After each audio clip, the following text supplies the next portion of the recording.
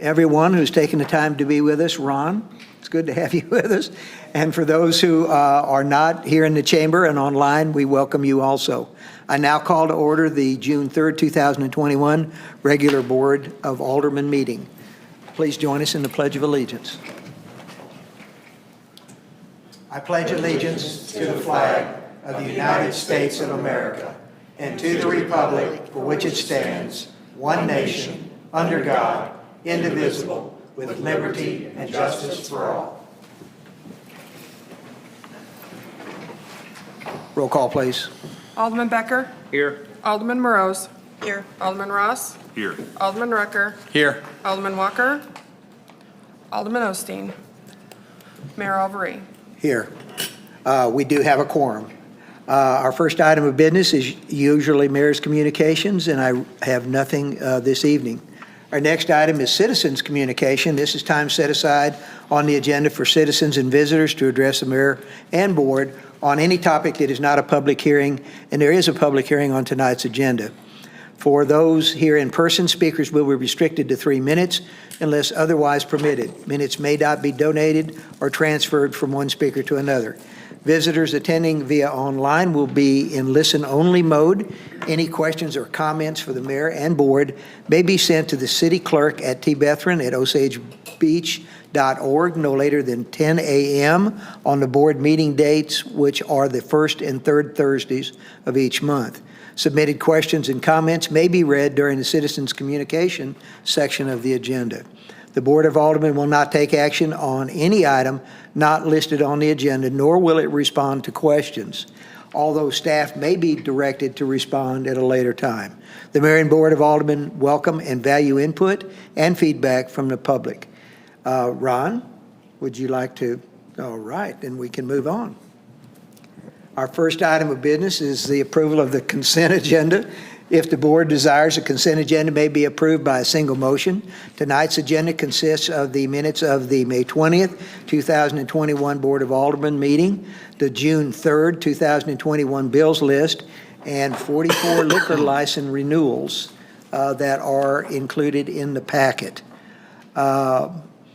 Before we get started and move on to that approval, I would like to call the board's attention to page 35 of the packet, the bills list, and ask that the Assistant City Administrator comment on the payment to Travis Hodge Hauling. Yes, thank you, Mayor and members of the board. In the bills list that we're asking you to approve tonight, there is an expenditure for Travis Hodge Hauling for $23,816.50. This was the emergency repair to the broken and leaked sewer line that is between the Grand Harbor Pool and the lakefront along Malibu Road. The leak has been repaired, the system has been restored, and all sewer is operating normally down there now.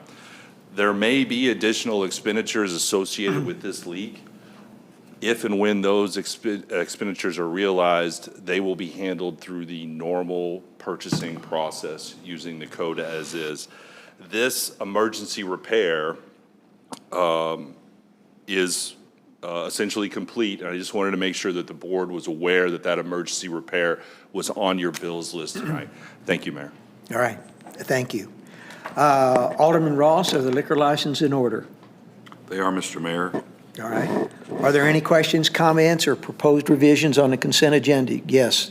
Alderman Rucker. On the repair, emergency repair, is any of that applicable for insurance? No, sir. No, sir, it's not. Okay. Is any of it? Are we going after the people that constructed the pool area in there, or are we just figuring it's all ours? I don't believe that we're gonna. We're not going to be able to subrogate any way, any shape, to anybody? No, there is. The pool company did nothing wrong in what they did. There were some issues specific to the city on two items. One having to do with right-of-way for the sewer lines, and second for the granting of the approval to place the pool. Those were city issues. They're not a developer's issue, they're not a builder's issue, and they're certainly not the condominium's issue at this point. So because of that, we are not able to utilize our insurance for any of those costs. Thank you. Okay, any other questions? Yes, Alderman Ross. Along that same line, I guess I would ask this question. Are these repairs were to repair the sewer line and any disturbance of the area above it that we had to provide? Or did this also include repairs to the pool? No, it does not include any repairs to the pool. Okay. Those are the other possible expenses that I alluded to. Okay. But the emergency, as far as a health concern, is over with. And so those will not be handled under Gina's emergency power. They'll just be handled through the normal purchasing process. Good. Through the city code. Okay, so then I would expect that if there are repairs made to the pool area, that possibly would qualify for subrogation. Actually, it will not, And why would that be if I for could the understand exact that? same reason. For the exact same reason. As I stated earlier about the issues made, by the city itself. So if one of our facilities, and this was a sewer line, creates damage to somebody's property, our insurance isn't involved in something like that? Our insurance on this issue, as we understand it right now, Richard, will not apply, to this case.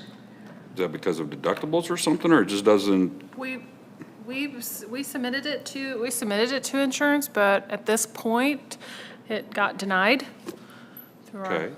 policy. Do we have any idea, because our policy didn't cover these things? Fault of the city, I guess I should say. It was our line. Our line did the damage, and we're trying to figure out exactly to what extent that we fixed the damage. But our most immediate concern was getting the sewer properly disposed of. I have no concerns there. A lot of those other things are still pending, like Mike said, what and if and how much, but we did apply for an initial claim, and it was initially denied. And that's what we know of right We've now. had situations where our water lines or other things have created damage to people's property, and they have been considered part of our insurance. Has our insurance coverage changed? Cindy would be able to really give you Okay. more of those details, or Ed. Okay, well, those costs haven't come through yet anyway. Do we have any idea what ballpark they might be in, the additional damage We do not. costs? Okay. Or have we come to agreement on what needs to be repaired yet? That's where we're at in the process. We have We're not, is still what you're saying. assessing, Have we're not. still assessing all the. Okay. There's That's all I have. additional investigation that has to be done. We did have an outside consultant come in and review the situation and make recommendations as to, what needs to be done next from an investigatory standpoint. And so that's kind of where we are at right now. Do Once we have that report back yet? We have the report back, Okay. yes, but as far as the additional work, that is still to be done. Okay. Okay, and once we know that, then we'll have a better understanding as to, we're probably going to have to bring in some additional experts, to give us some recommendations, on the situation. Okay. I wish I could tell you more, but that's kind of where we are right now, Okay. okay? I'm good. The most important part is the fact that it was taken care of in the health issues, and from Right. here forward, it's just be interesting to see what, where, and if it's denied, what the explanation of denial is. But Okay, we don't have that yet. we do not. Are there any additional questions or comments or proposed revisions? Seeing none, is there a motion to approve the consent agenda?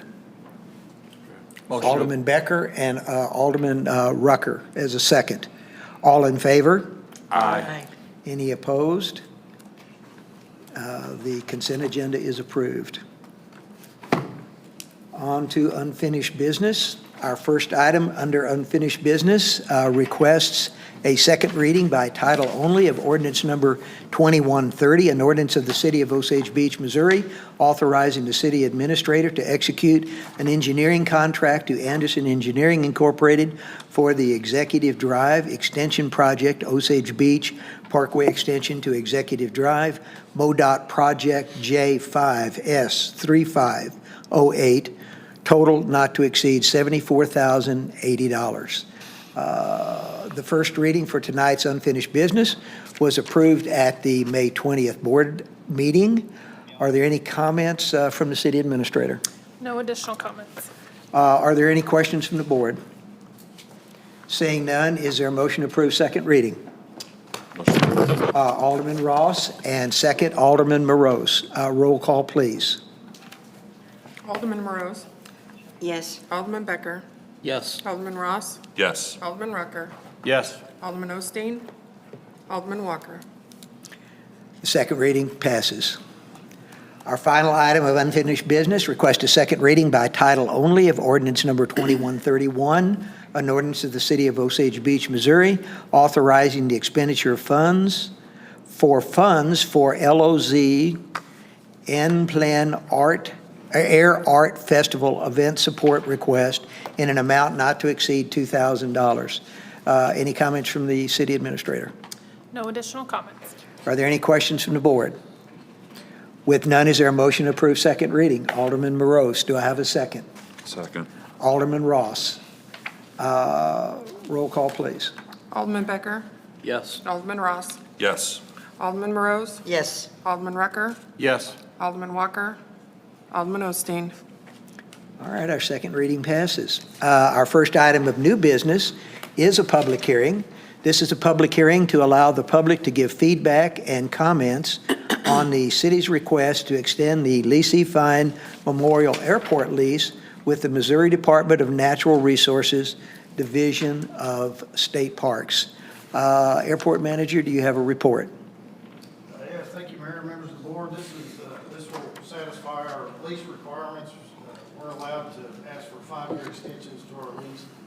Before we're allowed to make that request, we have to give the public opportunity to give comment.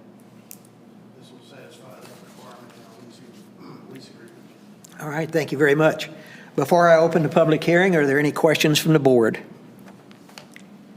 Seeing none, I now open the public hearing. Since there is one person here, Ron, do you have any comments either for or against this request?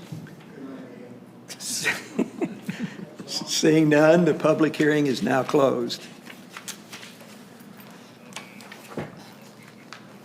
Right. Hold on a second, it's not right. Our next item, request a first reading of Bill Number 2132, an ordinance of the City of Osage Beach, Missouri, to authorize the mayor to request a 5-year lease extension of the lease dated March 5, 1999, as amended between the city and the Missouri Department of Natural Resources for the city's leasing and operations of Lease Fine Memorial Airport located within the Lake of the Ozarks State Park. Airport Manager, any additional comments? Yeah, thank you, Mayor, members of the board. Our current lease is out to 2040 right now, and in order to keep our 20-year cushion to procure grant money and funding from the FAA and MoDOT, we need a 20-year cushion, so this will set our lease out to 2045 to give us that 20-year cushion. All right, thank you. Are there any questions or comments from the board? Seeing none, is there a motion to approve the first reading? So move. Alderman Morose, do I have a second? Alderman Becker, all in favor? Aye. Any opposed? First reading is approved. Our next item is requesting a first reading of Bill Number 2133, an ordinance of the City of Osage Beach, Missouri, authorizing the mayor to execute a contract for the Mace Road Phase 2B improvements project to Stockman Construction Corporation in an amount not to exceed $914,519.83. Assistant City Administrator. Thank you, Mayor and members of the board. We opened bids, Dave and I opened bids on this on May 20th. We did only have one bidder, Stockman Construction. The bid tab is attached on page 171 and 172. They were significantly under the engineer's estimate. The budget for this was $953,000. They come in at $914,519.83. As Dave had mentioned at the last meeting, there still is a chance that we may have to do a change order on this right away and make some changes to how we are handling the sidewalk as it goes along the Fitz's fishing property. But what you have in front of you includes that right now, and if we have to make that change, we will do a change order to reduce the cost on that portion of it. As you know, Stockman Construction did Phase 2A for us. They were also recently awarded the Wren Lane improvement project. We have a good relationship with them, and they've done good work for us in the past. I do recommend approval. If you have any questions on this project, Dave Van Leer is here and can answer any questions you may have. Thank you, Mayor. All right, thank you. Are there any questions from the board? Yes, Alderman Ross. So I guess I'm asking, this area of new asphalt pavement that Phyllis handed, I think you handed out last night, that's where there is not going to be a sidewalk, but that's where that was originally planned to be a sidewalk? Correct. Okay, and what is keeping it from being a sidewalk? Acquiring right away. Okay. And somebody's not interested in giving us right of way, so it would have to be condemnation? Is that kind of the choice we have at this point? Sidewalk or condemnation? No sidewalk or condemnation? Okay. So who's going to be responsible to maintain that area? So if we are not granted the easement, that paving work will not be done. Well, okay. Okay, so if the paving can be done, but then we still can't do the sidewalk? Well, by paving, Richard, is your question, the paving that we agreed to do for the On this person map, yeah. who was going to grant us the right-of-way? It is not going to be done. If we do not get the right-of-way, they will not get that pavement. Okay, So that, It will remain exactly as it is today. so we'll have to, for people to have a reasonable path to walk over on up to the parkway, other than across the road, which may be better asphalt, we'll just have to hope that they maintain it. Is that the idea? There is no better asphalt across the road. There is no walkway over there. It's The tighter amount of right now. right-of-way that we're going to get on that other side of the road is going to be used for the roadway base for Mace Road. They will, if they want to, get to the parkway, they can continue to use the same path that they currently use today. Once they get to the parkway, you probably notice there is no sidewalk in that area on the parkway today. That was part of the conversation that we had at the last board meeting. to add to what Mike said about the current bid you have includes the sidewalk across the Fitz Fishing property. It also includes that paving work that was going to be done on the Fitz Fishing property. So if we are not able to come to terms with Fitz Fishing, that portion of the contract would also be deducted by change order. So just to make that clear to the board, that Can you give us any insight into what the hesitation on their part is? parking. Parking for their customers on their property. Okay. They want to, if we did that work, they would want to park vehicles and boats on the sidewalk because they don't feel like they've got adequate parking now for their customer base. Okay. And they use that area that is in question currently today to accomplish that task.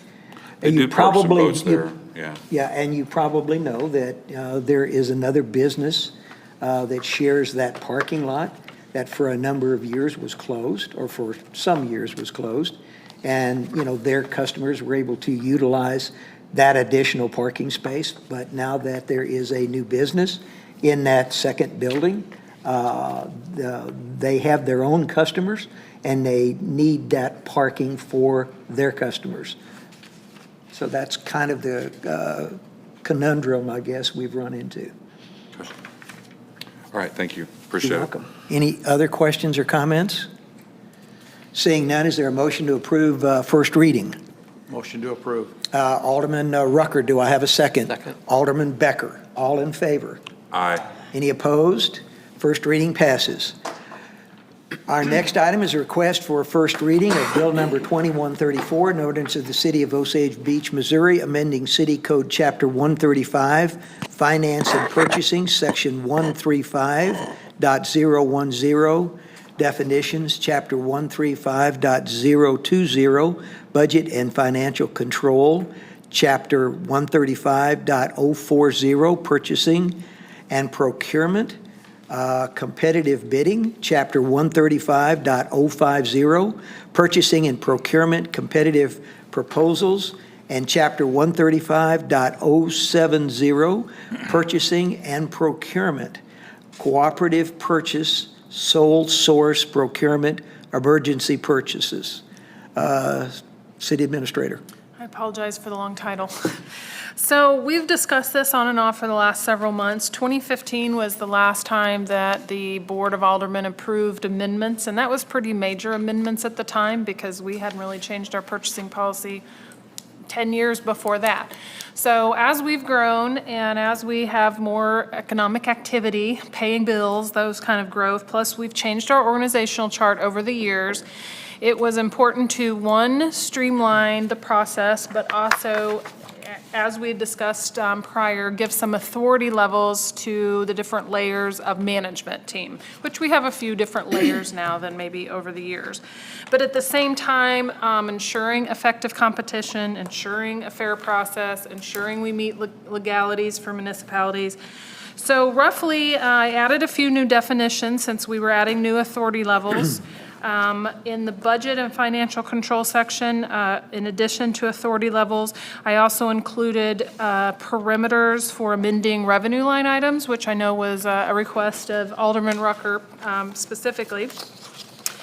In purchasing procurement, whether it's competitive bid, competitive proposals, and purchasing and procurement, sole purchases, all three of those sections, we added the authority levels, giving some spending authority for supervisors, department managers, including the assistant city administrator as their direct authority within the org chart. So that will take some paperwork off of my office a little bit. These are for budgeted purchases only. Anything that's not budgeted will still have to go through pretty much the same process as before.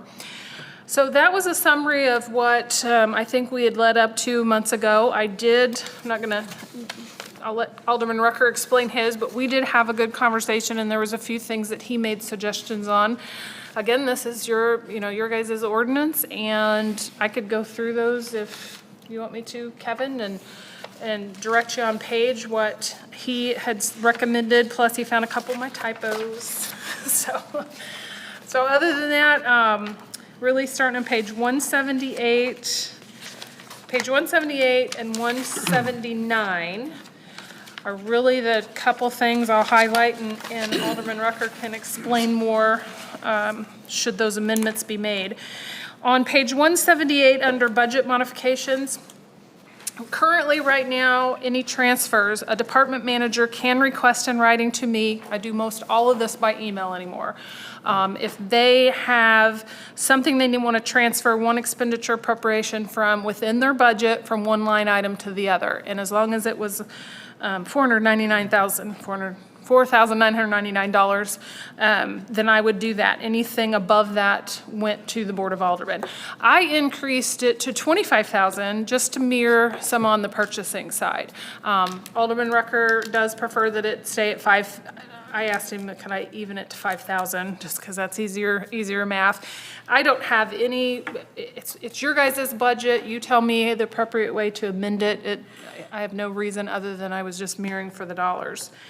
Under budget amendment, budget modifications 3B2, clarification. Currently it says if total expenditures in any fund are over budget at year end, a budget amendment shall be brought before the Board of Aldermen for approval. That is legislated by state statute, but clarification to say possibly no later than year end. So if expenditures on any fund are over budget at year end, budget amendment no later than. Is that correct? Yeah. Okay. And then the page 179, under 3B4, I have an extra word less in there, so it should read, city administrator shall have the authority to approve increases or decreases equal to or less than $25,000. And that may also need a dollar amount, should you guys decide what you're comfortable with on the budget amendments. So I am open for questions or suggestions. All right, any questions or comments from the board? Yes, Alderman Rucker. Just want to follow up on the philosophical reasonings. First of all, I had conversation with Gina, and as did Alderman Ross many months ago. Of course, we gave some suggestions and some thoughts, and the increasing the ability for the staff to approve certain areas of purchasing. And I support what she has here. And I also want you to understand why I support that and I don't support something else. But first of all, we have approved the budget. So what we're just basically doing is we're dictating to staff what to do with what we approved. Carry out our wishes. That's basically what we're doing. We approved a budget. We approved the line items in budget. We are now, with this document, giving staff the directions on how to carry out what we have approved in the purchasing area. And that's why I fully support this. I believe it will help in streamlining. It will push some authorities down, as they say, and it'll make also those supervisors and department managers, et cetera, they will all be held accountable. I have no doubt in my mind about that. We won't have to worry about that. I'm sure Gina will make sure they're accountable for those expenditures, and they will have to follow the guidelines and procedures. The changes as far as the transfer budget area goes, why I feel that the amount needs to stay at $5,000 is the fact that what you could have happen is the board could approve line items in 5 different areas within a department. And each one of those areas, we could approve it to be $5,000 in each one. The staff could move any one of those items over and create a $20,000 line item that they could go ahead and approve without our approval. And I disagree with that. Right. I think that we need to approve that. Anything over the $5,000, we need to approve it. That's why I suggest that we have to leave it at that level, and I agree with Gina, round it off to the 5,000. I don't know why the 4,999, but who knows where that number came from? Probably some whipsnapper alderman like me that said to do that. But anyway, that's my reasoning on why I feel the amount should be that amount, because it would come back to the board. I believe that I have always believed that one of the most important thing, if not the most important thing that we are here to do, is to approve the budget and to watch over the budget. And this gives this maintains that power within the board, and we're just changing the way that the process is carried out. So that's and the two grammatical things are just, you write something, and when you sit back and read it again, it's like, what does that say? So other than that, I support what we have here. All right, thank you. Anything else? Any comments from anyone else? Yes, Alderman Ross. So I have several questions, and some of them are along Kevin's line, but I'll try to be as quick as possible. On page 175, appointed official definition includes the chief of police, and that's fine, that makes sense. And it's probably just as Ed calls Scrivener's error, but on page 176, the management team definition doesn't include that. Well, that's a typo. Okay, good. Oh, wait, no, I'm sorry. Department managers are the appointed officials, including Assistant City Administrator, HR, Airport, IT, Public Works, and Parks. So Police Chief isn't appointed, so the Department Manager are the appointed officials and the additional ones. Oh, so So it does it's include the and. Police Chief. Okay. Yeah, so the department managers include the appointed officials as defined in this chapter, Assistant City Administrator, Human Resource Generalist, Airport Manager, IT Manager, Public Works Operation Manager, and Parks and Because Recreation. those are not appointed, okay. Those- yeah. Now I understand it. Okay. I've read this thing 5 times. I think I confused myself before I was all done. I agree with Kevin that we should not I'm going to say it this way. In theory, I agree with Kevin that we should not increase it to 25,000. However, I'm not even sure that maybe what might be more effective, and we can talk about this, and maybe it'd be a bad idea. That number is a percentage. So for example, we've got line items that are very large and line items that are very small.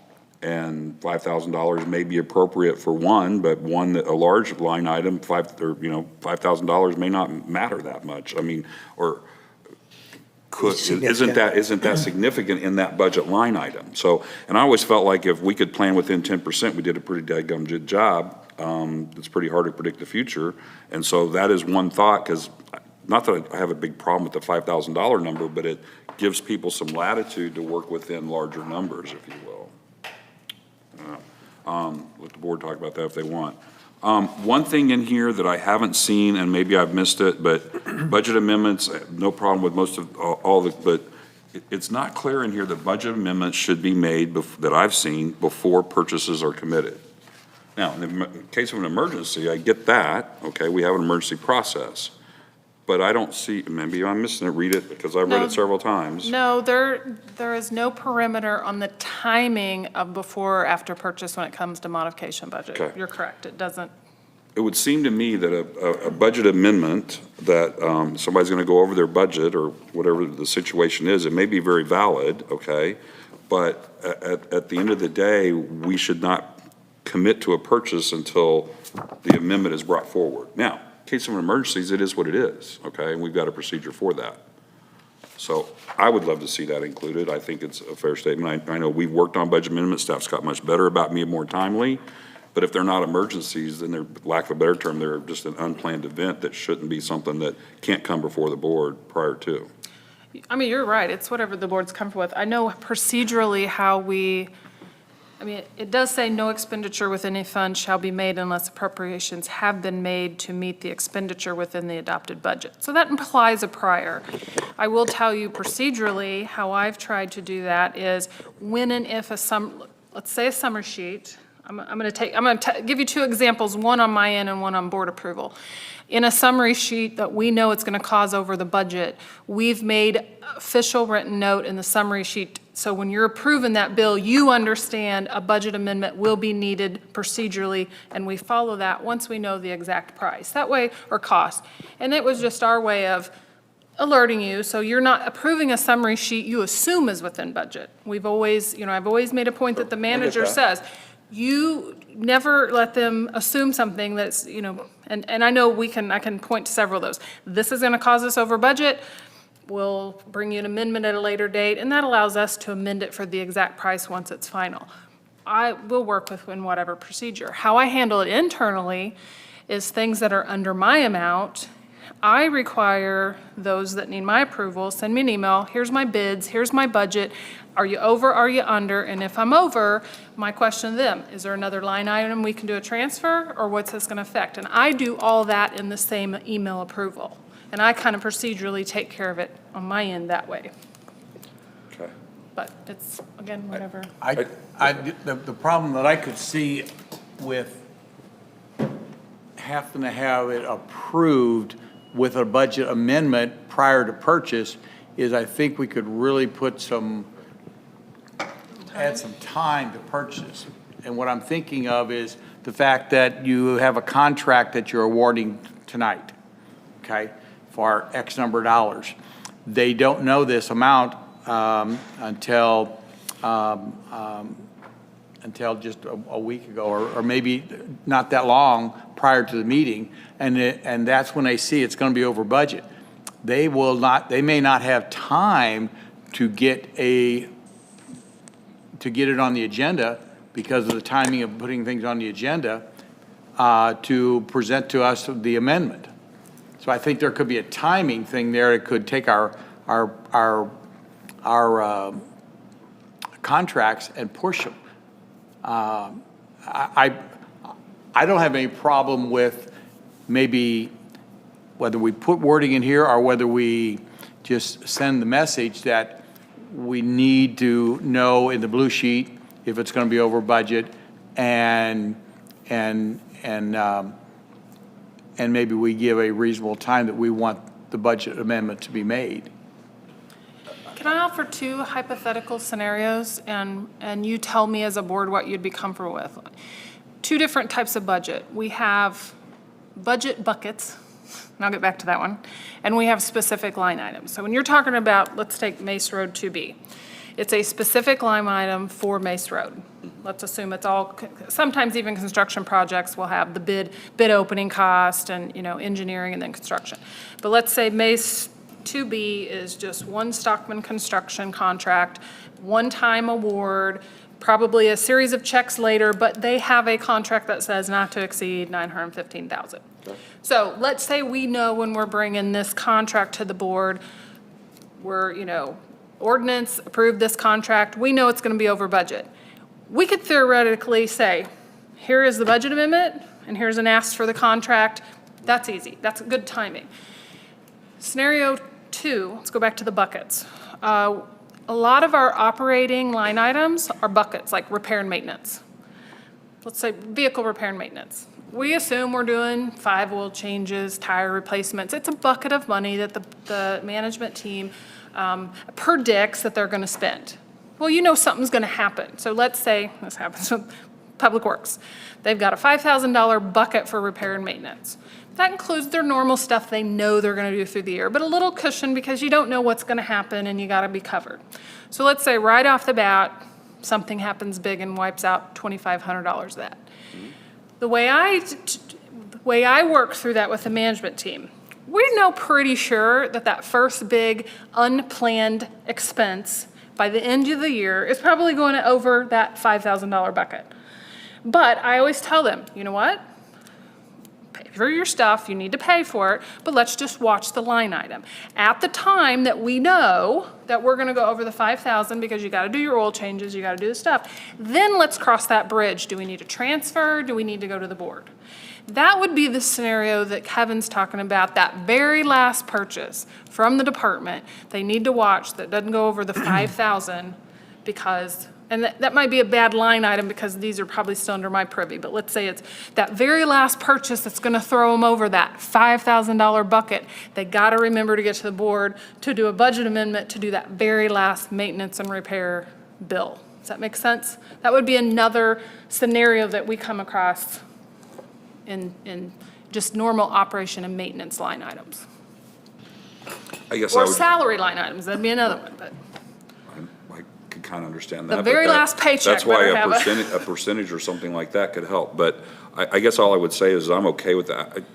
The best thing I've learned over time is to keep the paperwork and the process clean. So if you know you're coming to the board and you're going to be over budget, there ought to be a budget amendment sitting right beside it. Whether it's before or after, I don't know. In the agenda, I don't know that it really matters. Okay, and it was just clean, and there's no cleanup. There's no, and I know that we didn't do this every year, but there has been a couple of years where several came at the end of the year and so forth. It just, and so I guess I would say that the intent, if there was some language in here that says the intent of budget amendments be where possible to be Simultaneously approved, or some. to be approved as the purchase or prior to at the same time or prior to the purchase, and then as long as the intent is right and we've got one truck that we knew we were close and we had 4 blowouts on the truck or something on one day and it was $3,000 worth of tires. Okay, let's get the tires fixed. I get what you're trying to say, so I think that would be helpful.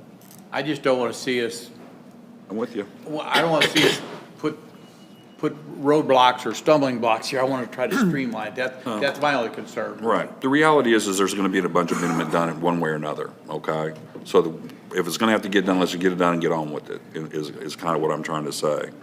On another subject, I read this, I don't know. How do you want to address this before we just go off? I mean, unless you want the board to think about this and not address this evening. Yeah, my two Let's- asks was let's- what percentage would you be comfortable with and the wording for the amendments, budget modifications on 3. I would be comfortable with 10% versus $5,000, okay? And others may have suggestions. And then as far, and I don't know the exact place, but somewhere in here that where reasonably possible, budget amendments are done at the same time or prior to purchase decision, or, because the amendment, if you're going over the budget, you're going to be coming to the board pretty much, no matter what, right? Can I make a quick Other than comment? 10%. Go ahead, Mike. if you're going to use a percentage, could we do 5,000 or 10%? The reason why I say that is if you've got a particularly small account, 10% may not go very far. You're right, it will go very far on some of the larger accounts. On the smaller accounts, it might not go very far. So I wonder if we could put a minimum in there, say 5,000 or 10%? Would you be Whichever is comfortable? larger, Yeah. yes. Would you be comfortable with that, sir? Whichever is larger. Which No. allows, To be quite, let me try to tell you my philosophy here. The idea is we should budget as well as we can, okay?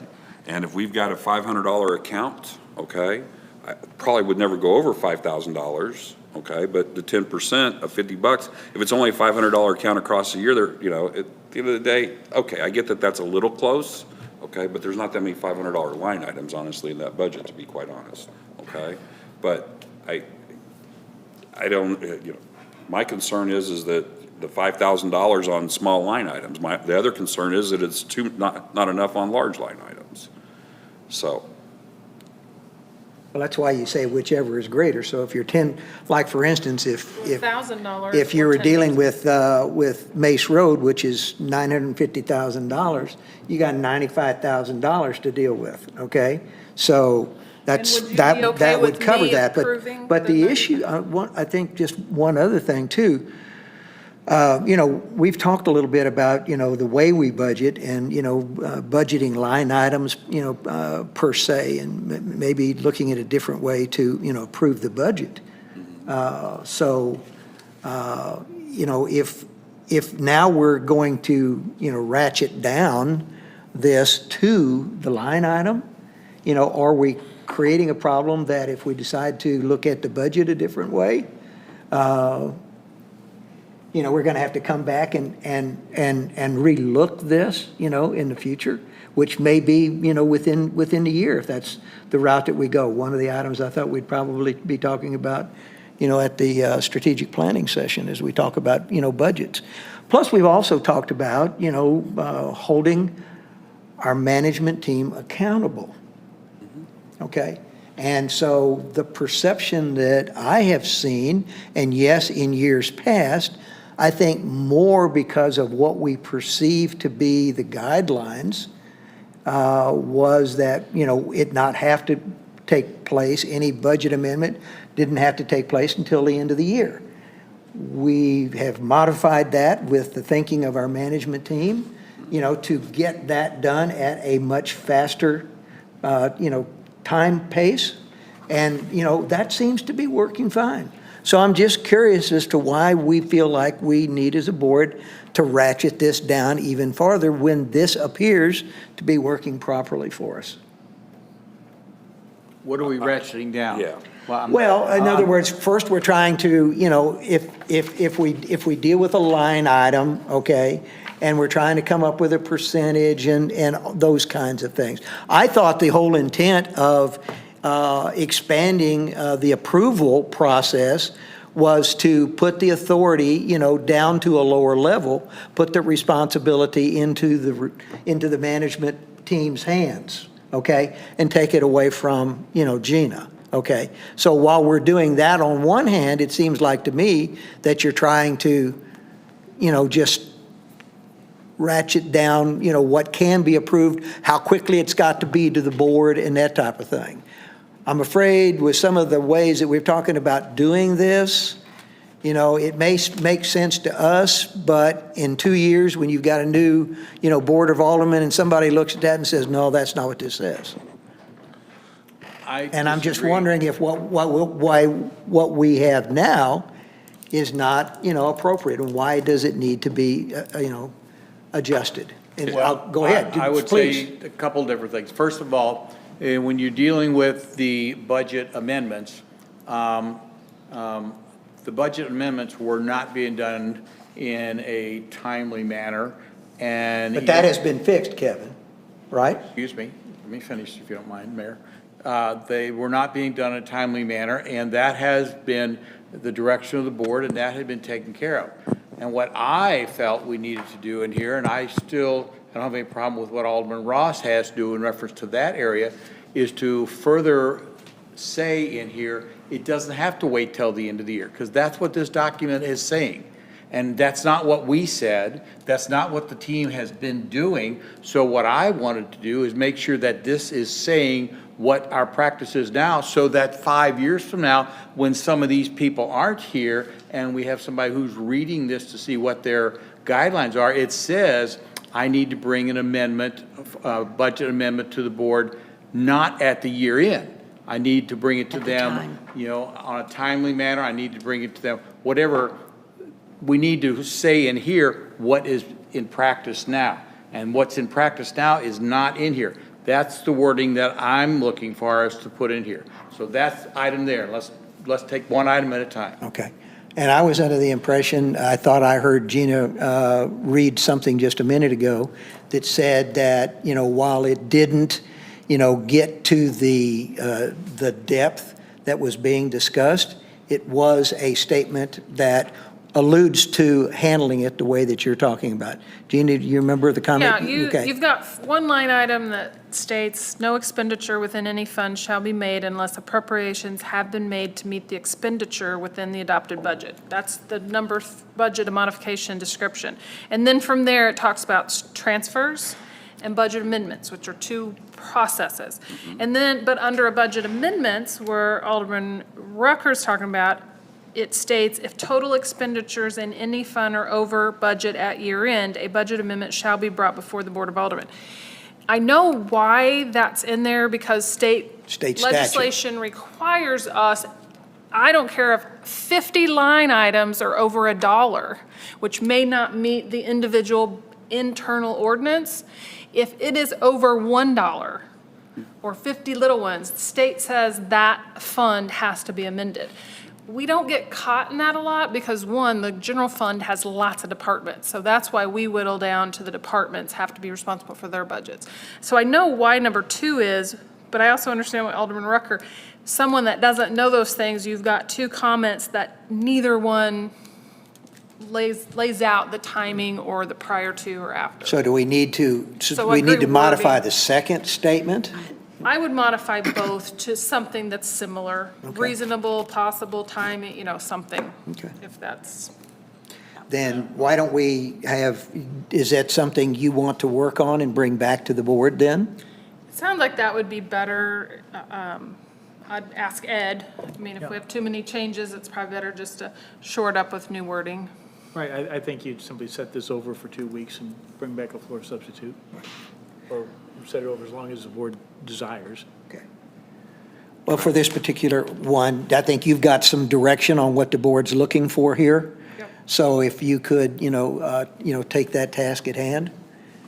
And, okay, now let's move on to the next item. amounts. The amount. I have a problem with the 10%, because of the example that was just given. Mace Road. All of a sudden, Mace Road could be, next thing you know, we're at a point where we see a budget situation where we're $50,000 over budget because it wasn't more than 10%. So that's why I think, and I had to do some quick thinking because I hadn't, but my initial thought right now is I'm not in favor of that. Now, I'm not saying I can't rethink it and sleep on it and do all that kind of stuff, but that's my concern. From that perspective, 10% or $5,000, whichever is less, not whichever is more, right, I heard some. Whichever less. Right, whichever, I heard somebody say more earlier, and I wasn't okay with that. But 10% or $5,000, whichever is less, I'm okay with. Well, It's also that the part. reason I said more was because of the comment that Mike made. Okay, I would less. The concern that I have is kind of on the other side and trying to avoid additional paperwork, and I'll just give you a quick example. Postage, our postage accounts can vary wildly. Let's say you have a $260 postage account. Well, we could be 15% over in that account easy any year, and then I got to bring a $45 budget amendment to the board because we're Before you write that 15% check. over, you know what I mean? And so that was my that was where I was going with that, is I just feel like something that small, I don't know, I mean, usually that's stuff that we can handle by transferring money within that particular department. And so that's where I was looking at that, and that's why I was thinking, put a minimum on it. Maybe that minimum's not 5,000 in that case, I don't know, but I just don't want to sit here and bring 35 budget amendments Yeah, for yeah. $45 to the board because I'm 10% over in a $300 line item. Right. You know what I What mean? Mike's alluding to is what the issue you will have in your personnel category and your operation and maintenance category, because we have lots of bucket line items, like I've said, salaries, insurance. So I understand where Alderman Ross is coming for. It makes it proportionate at whatever spending level. But I think you have to have a floor and a cap somewhere, somehow, to avoid the tedious, I hate to say tedious, because they're important line items, but to some of the No, I mean, smaller. I- I don't, yeah. I agree. I don't think that if we have a $100 postage That's ridiculous. line item in, Yeah. you know, in Ed's budget, for example, I don't know if Ed does as much mailing, but sometimes he has some of the lower line items past the, you know, as it goes down, and that, you know, why have your $105 in postage, why have a, Technically, it'll be me on the hook. Technically, it'll be me on the hook on that. I don't know. Worry about me. okay, I'm not sure I follow that. That's okay, because this is complicated. But it's okay, whatever the board thinks. I mean, if $5,000 is okay, I trust you all, but we're setting policy and standards, for lack of a better term, for not only this team, but teams in the future. Now, we can amend it at any time, I get that. But when it comes to purchasing, you need to have really high standards, is the best way I can put it.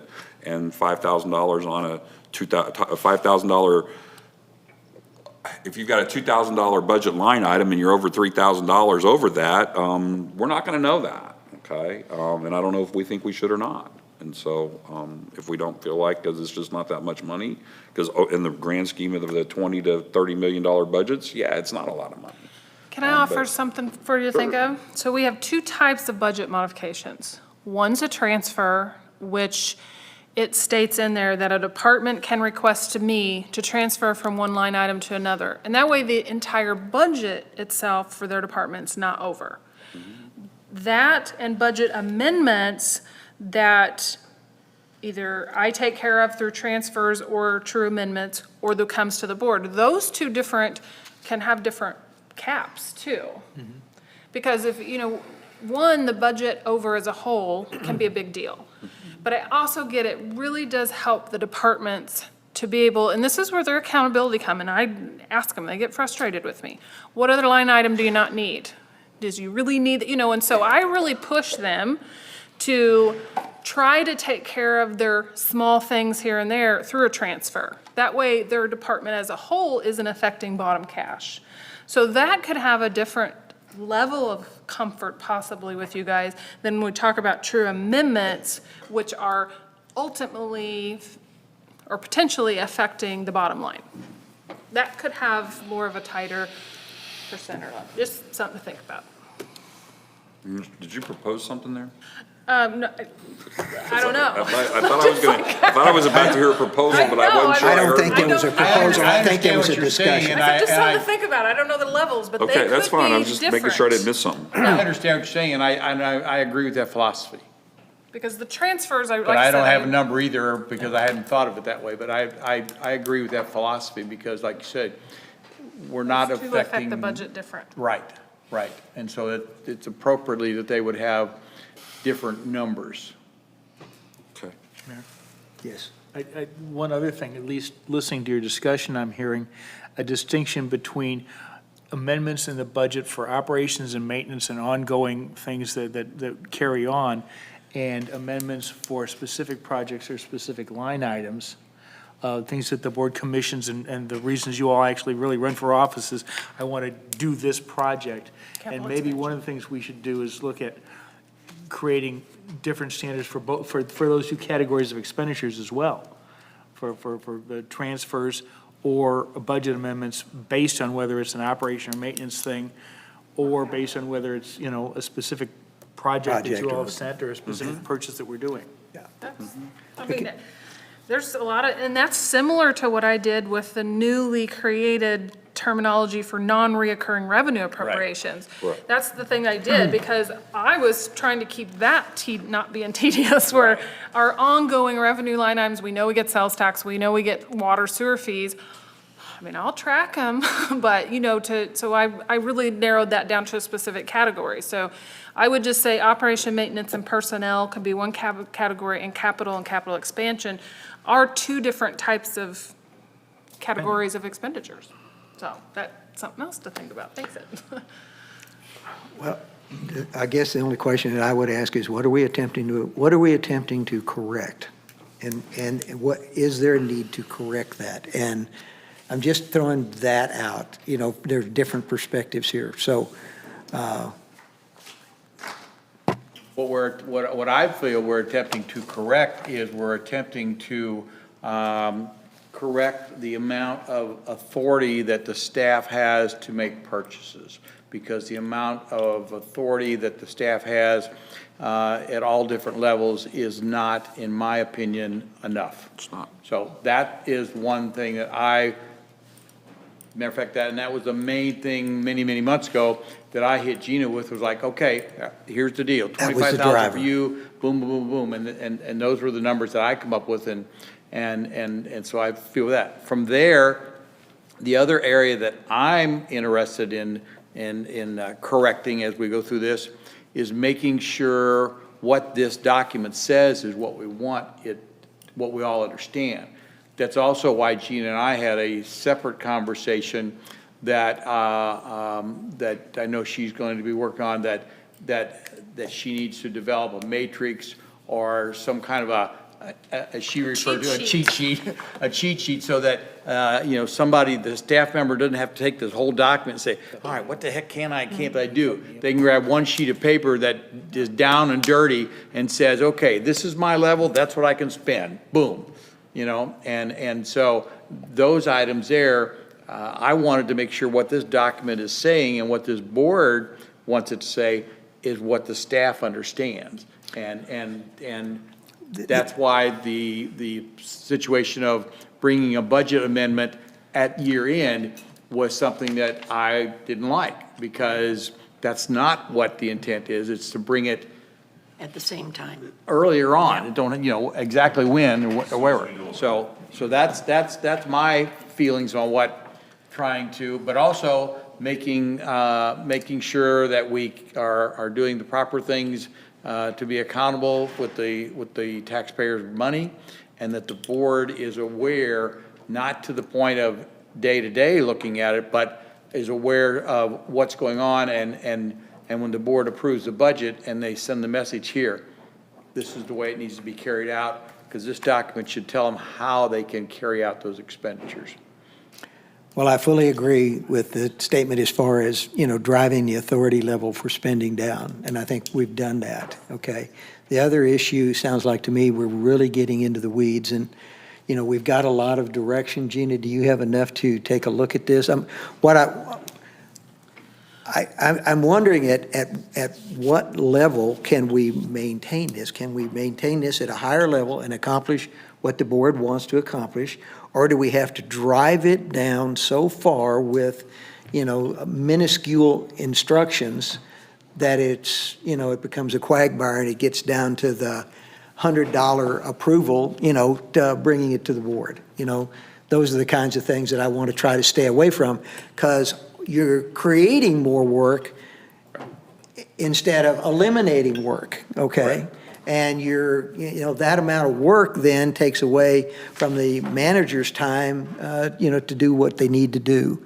And that's one of the things that we're trying to put the authority in their hands, but to also, put the responsibility, down there too. Safeguards. And keep the safeguards there too. So that's the only reason that I asked that question. Is there anything else? Richard, you've got a couple more items that you want to get into, so let's address those so that when we start looking at this, we can address all of the issues. And by the way, it's not easy to revise a complete purchasing policy with all the different variables without, how would I say, some of this just getting people to understand what it means. So I would just, page 179C, under informal bidding, 1A. Okay. I have read that at least 6 times, and I still have no idea what it says and what it means and how it's relevant. So. Other than the last sentence, I understand that one. Well, and basically the last sentence may be all you need. So basically it's saying that if you have non-repetitive purchases and they don't exceed 1,000, then it can be considered a small purchase. They don't have to do bidding. So the idea is like supplies or short supplies. But purchases shall not be artificially divided to constitute a small purchase. So believe it or not, we know we're going to spend $5,000 at cleaning X company because that's, whatever to buy, Supplies or something. Okay. supplies. We may not spend it, we may get them all at one time, we may not, I don't know. That's fine. I'm just guessing.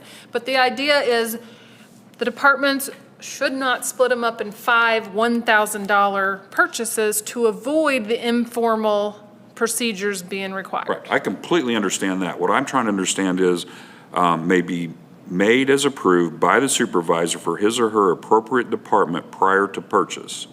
Well, if it's approved, it's usually approved prior to purchase, so I'm trying to, Not always, that needs to be in there.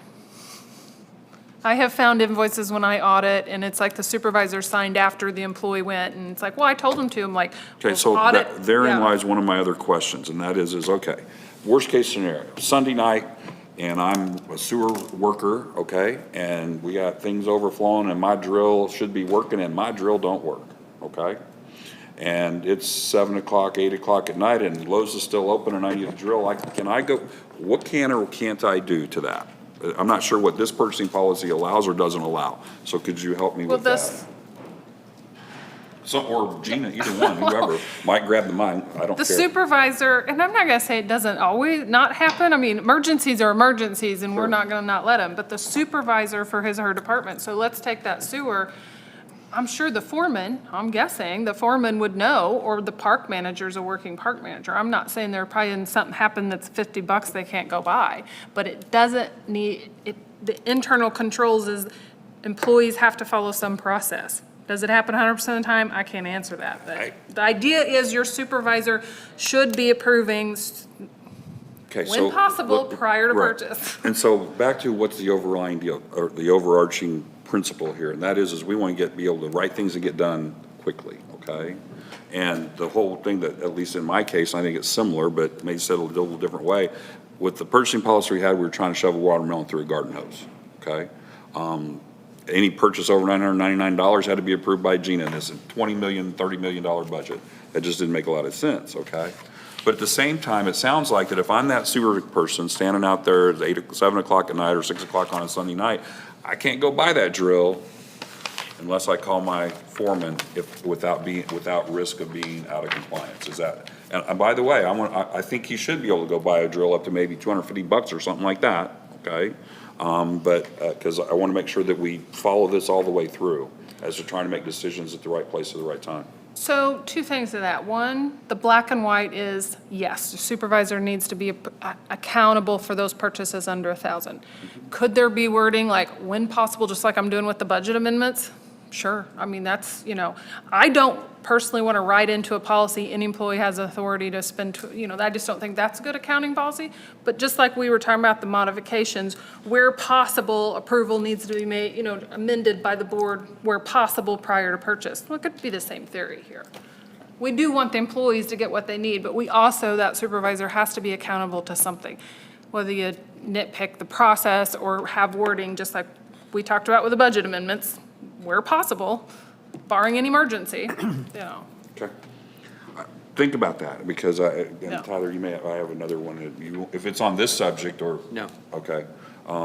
Because at the end of the day, I hope it's Sunday night and the supervisor's at home with their kids and the guy needs a drill, he doesn't have to be bothered, to be quite honest. Well, and the other thing is that supervisor's probably gonna be more familiar with that supervisor department's budget too, on helping direct, and accounts. Do we have an account at Lowe's? Who can apply at Lowe's? I mean, so your scenario has a lot of different variables, but I agree, we'll address it.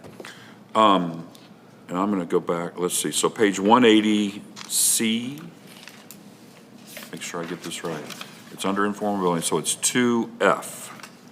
It says, "All purchases not within their approved annual operating budget must be pre-approved by the city administrator for, or his or her designee." Okay? Trying to understand, That might need to be board. That might be hold on. I mean, Informal purchases go up to 25,000. The intent of that is the department, the different layers are giving authority within the approved budget. So anything that's not been approved, there has to be some approval level. Now, okay. that kind of goes back to the transfers. So if you change the budget amendment and transfer level, that dollar amount will change. Right now, this is saying that informal purchases, we're going up to 25,000, which is stated in here is my authority, up to 25 is my authority. You've got supervisors at 5 and 10 and 15. But those are under the assumption that that is budgeted. So in other words, Parks Manager has a weed eater and one weed eater, let's say not weed eater, one mower, $5,000 in the capital. He all of a sudden needs 2 mowers, and so he's gonna spend 10,000. Just because it's under in his approval, he can't approve that second mower because it's not budgeted. So there has to be some way, and so I just mirrored my 25. Now, again, if you change the budget amendment transfers, No, I was just trying to that line understand item what will that change. meant, okay? I mean, and I guess, I don't know that I have a big passion. So basically, you're saying that anything that is under $25,000 that is not in the budget, the city administrator can handle without coming to the board? The way it's written now, because I have the budget amendments and transfers mirroring that dollar amount. Okay? But that'll good be enough. changed to 5,000. If you guys change the amendments, then I'll have to adjust that section. Yeah, I'll have to adjust the wording. Okay. Any other thoughts on that subject while we're on it, before I go to my last one? I think it should be, it should follow the 5,000 that we talked about earlier, because you're, Okay. Because Okay. how I'm going to address it is I'm going to refer back to the transfer budget amendment. Right, What do right. we have to do to amend the budget? right. Yeah. So that you follow the same numbers. Right. Okay, and then I wrote it as 2E, and I'm not sure, but it's on page 180. 2E? Okay, yep. Does that sound right? Where we're asking to require to come to the board if we don't get at least 2 proposals. Yes. Right So now, I we've would, got 3. my note that I wrote to myself was, and I don't know what other board members think, curious your thoughts, Mike's, anybody else's, but I don't have any problem with one bid up to $1,500 or $2,000, to be quite honest. There's just not that much work being involved. And, you know, if somebody doesn't do good work, then somebody will probably find somebody else to do the work. But I just don't know why you need to get somebody involved all the way down to that level. So in the spirit Well- of trying to make this easier and simpler, one bid is sufficient to me. Do you, For what amount? for one, My suggestion that I think I wrote down here was $2,000. so my suggestion is change the repetitive purchase to 2,000. That only requires, you just call. Oh, the definition? Yeah, instead of 1,000 on small purchases, change that to 2,000, then everything from 2,000 to 25 would be considered informal, and then if you want the 2. Because right now, small purchases don't,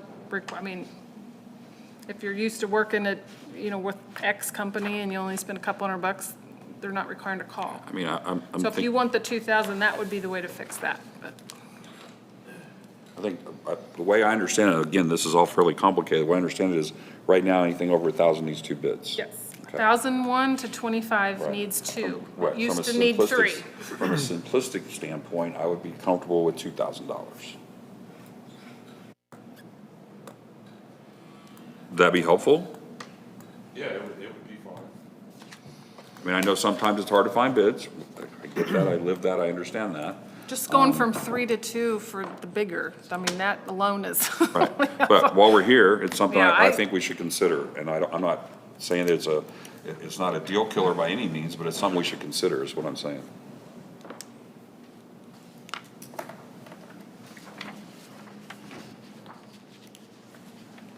I could probably live with it.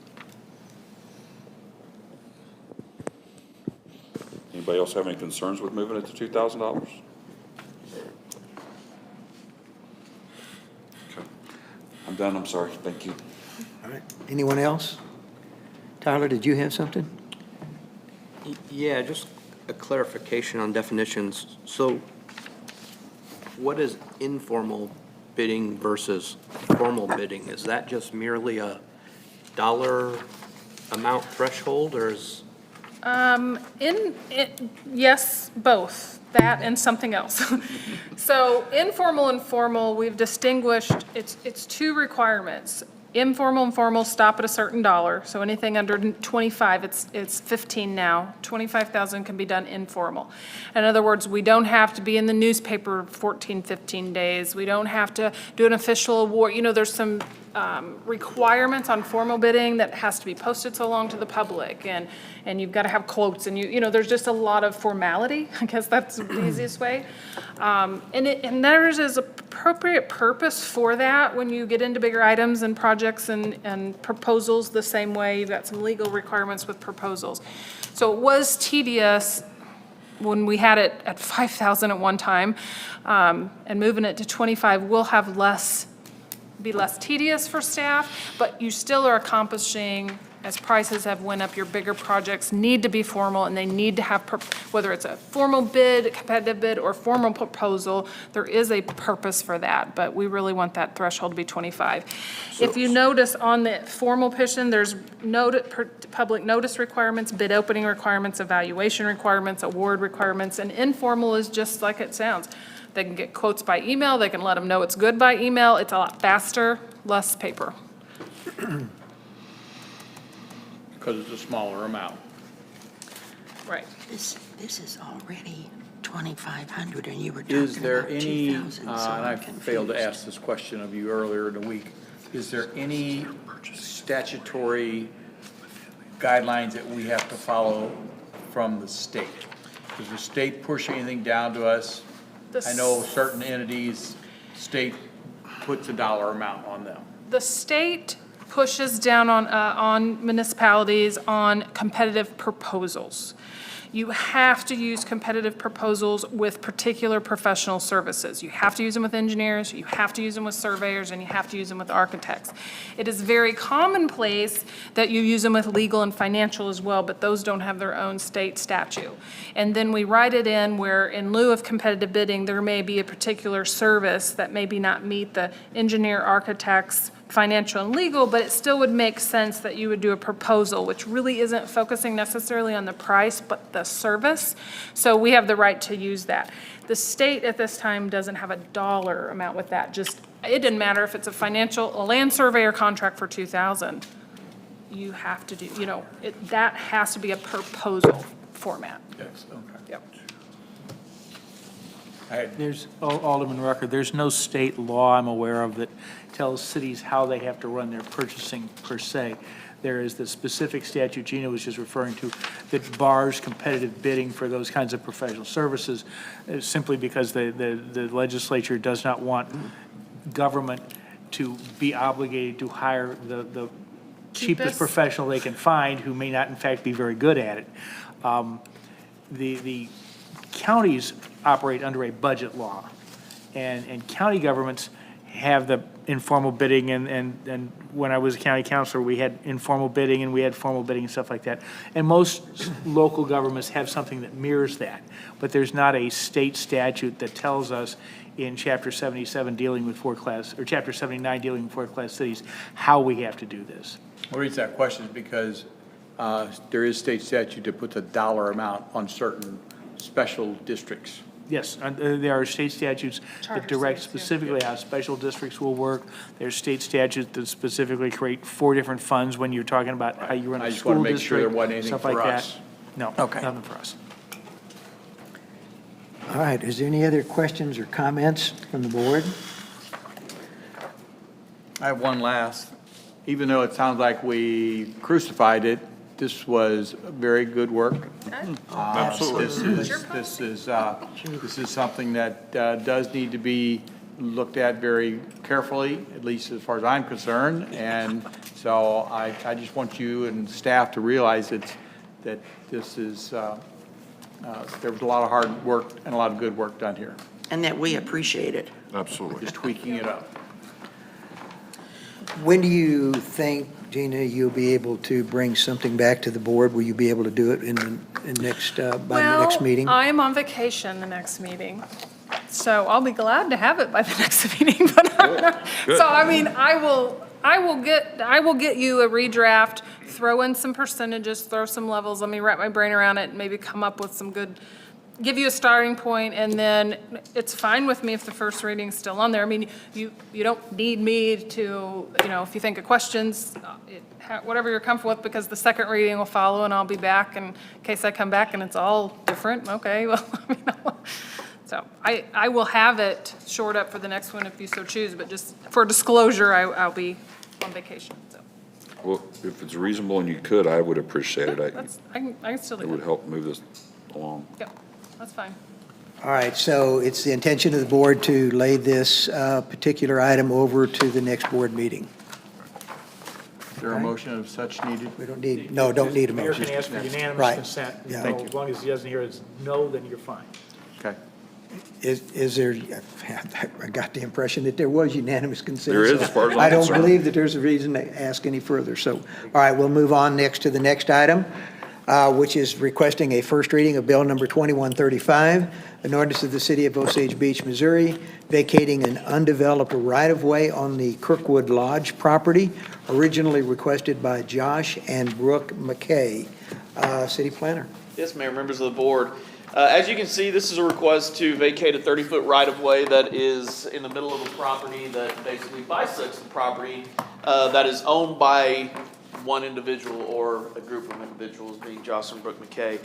Obviously, property in the city of Osage Beach is worth more than it's ever been at this point, and this particular right-of-way is one that, if you look at it on the plat that is included in your packet, you can see that probably in the past, the ideology was to create 4 to 5 more lots on each side of that right-of-way, creating 10 lots of what would have been maybe residential or something at the time, but that was done back in the 1950s, so that's been done some time ago. The property is zoned general commercial and has been owned by Kirkwood Lodge for their entire existence. They are now obviously under new ownership, and there is interest in separating off the properties and selling those to different owners, which is why they are requesting to get rid of that particular right-of-way. Because it is owned by the same group on both sides of the road, we're fortunate that we can do this by plat. It is a far cleaner way to do a vacation and lot combination. It doesn't have to be done by legal description, and then they have to come back by plat and do a lot combination. So it saves them money, and it's cleaner for us. And we certainly appreciate that they were willing to do it in that manner. There are no apparent private or public services within that right-of-way, so I see no reason why it should be an issue to go ahead and approve this plat. Or approve this request so that they can record the plat and get rid of this. This was taken to the planning commission at their previous meeting, and they send it forward to you with a recommendation to approve. All right, thank you very much. Questions or comments from the board? There is no foreseeable right-of-ways needed while we're at this point in time trading off stuff? I'm not 100% sure I understand that question. Is there any right-of-way or any easements or anything that we foresee that we need on this piece of property anywhere? Because if now's the time for us to trade back and forth or bring it up. Yeah, not on this piece as far as I know. Okay. And from the engineering perspective, I mean, if we do come back and need to get some right of way. Alderman Rucker, Osage Beach is a 50-foot right of way, so it's a relatively large. But if we were going to Okay, that's fine. want to reconstruct and get an additional 5 for sidewalk or something, we would do it at that time. But I don't foresee anything, especially in this particular location, that would be an issue. Any other questions? Seeing none, is there a motion to approve first reading? Alderman Ross and Alderman Moreau, second. All in favor? Aye. Any opposed? First reading passes. Our next item is requesting a motion to approve the purchase of 400 tons of de-icing salt from Independent Salt Company in an amount not to exceed $32,796. Assistant City Administrator. Thank you, Mayor and members of the board. As you know, we've been quite successful over the last 3 to 4 years using a cooperative bidding process here. And this year, we actually expanded that to 6, so there's, including us, we now have 6. Obviously, I have sent the bidding information to all of these individual governmental entities, but all we're really worried about tonight is the salt that we're buying for the city. As the mayor alluded to, we're going to buy 400 tons. The low bidder was Independent Salt at $81.99 per ton. Again, we're going to buy 400 tons at a total cost of $32,796. The budget for this line item is $40,000, so we are a little bit under budget. We did not use Independent last year. They were not the low bidder, but the previous 2 years before that, they were the low bidder. So we have used this company many times in the past and had no problems, so I do recommend approval. All right, thank you very much. Questions from the board? Yes, Alderman Morose.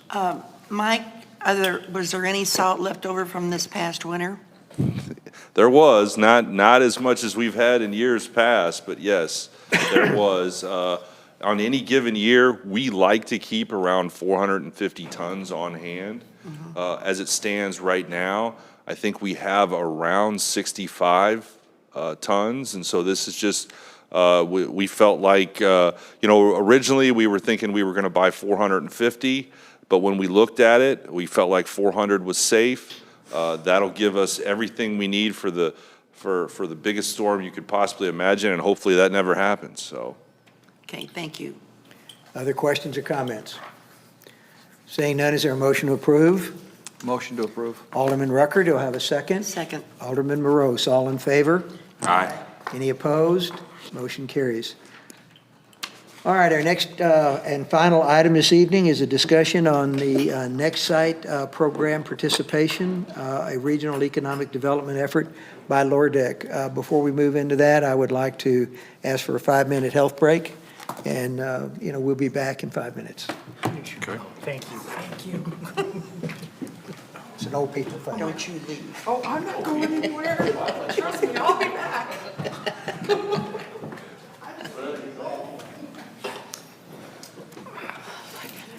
Take advantage of that.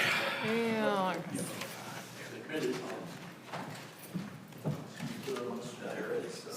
Yeah, without a doubt, this discussion and all of this budget just blows my mind. Wow. It is complicated. It's very complicated. I Talking about spent, the purchasing? Just, Yeah, try to, yeah, well, after I've had practice in a while, like, oh yeah, like I could rattle off now. yeah. honestly, you guys took a policy that you try to amend it. Sometimes I find it's better to just throw it out and start over and keep it simple. Because some of these things it looks like in here have been, they're somewhat redundant in a way. Oh, some of, yeah. Yeah, and it's like, and the only reason it was somebody else, it started out redundant 20 years ago or whatever, and we just kind of keep these going. We had a purchasing policy that was generally like 1 matrix and 3 pages, and that was it, okay? Because you just kept it simple and didn't worry too much about it. You do have a budget, a legal issue with budget that may Few provide a other different things that perspective, might, but. yeah.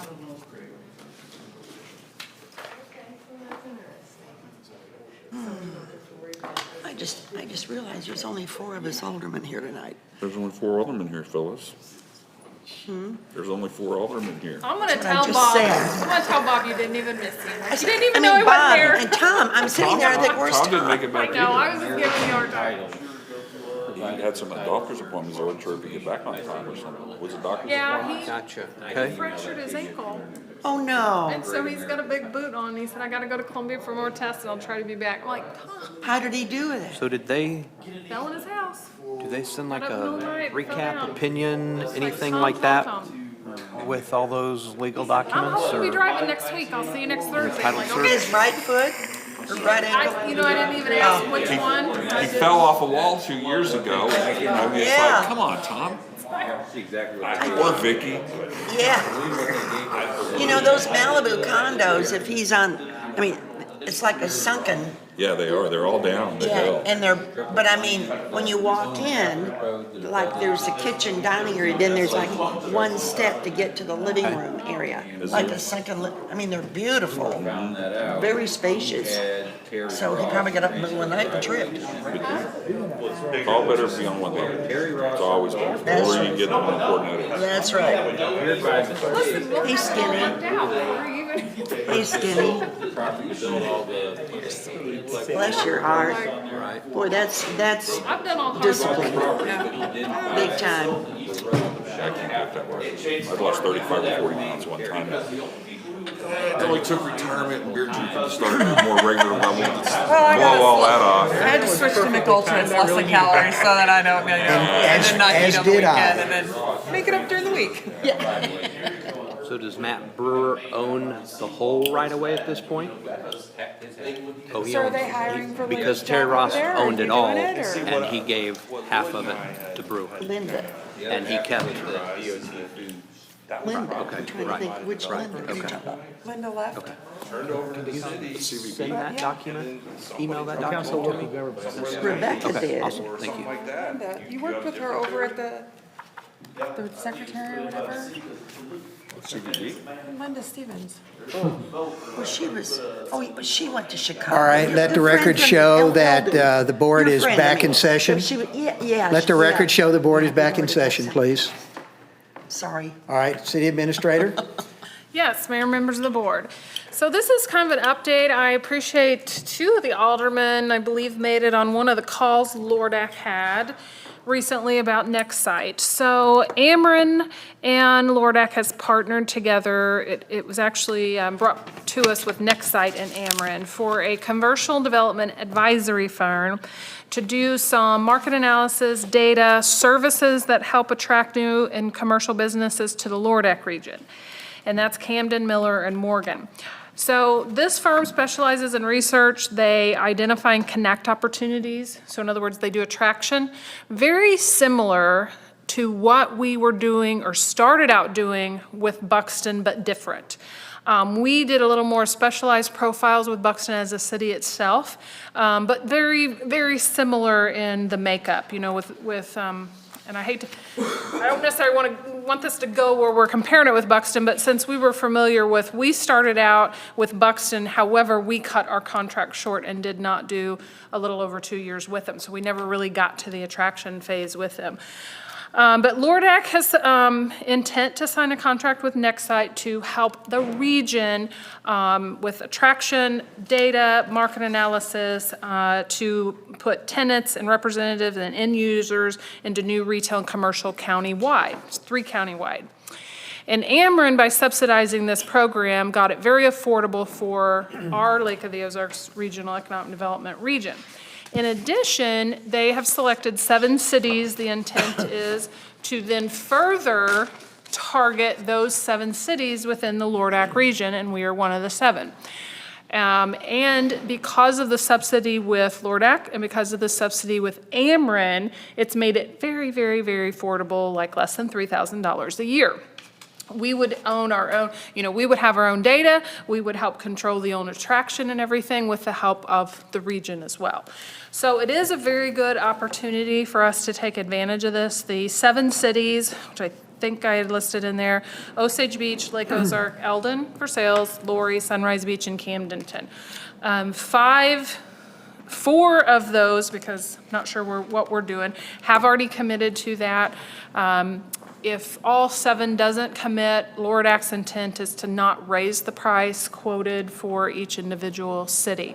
I'm not really asking for a motion to sign anything tonight. The intent is, as a Lordak, we would like all 7 cities, if they want to move forward and commit to 3 years at less than $3,000 apiece, that we try to all contract the same time Lordak contracts by the end of July, 1st of August, so we can work through this program together. I know I put in a lot of information, which I noticed this summer, if you were looking online, it probably come through, but it doesn't look like the printed copies came through real good. Again, I think 2 of the aldermen was in the presentation. What questions can I answer for you? What does it mean for us or the region? Let's do this. Why don't we just open it for questions, and then you can kind of expound on some of those issues or questions as they come up. Questions from the board? Yes, Alderman Morose. I'm a little perplexed or confused with all this because we've had studies ourselves that we've paid a lot of money for. We did. And now we can get into another company, so to speak, and sure, it's very reasonable to get into it.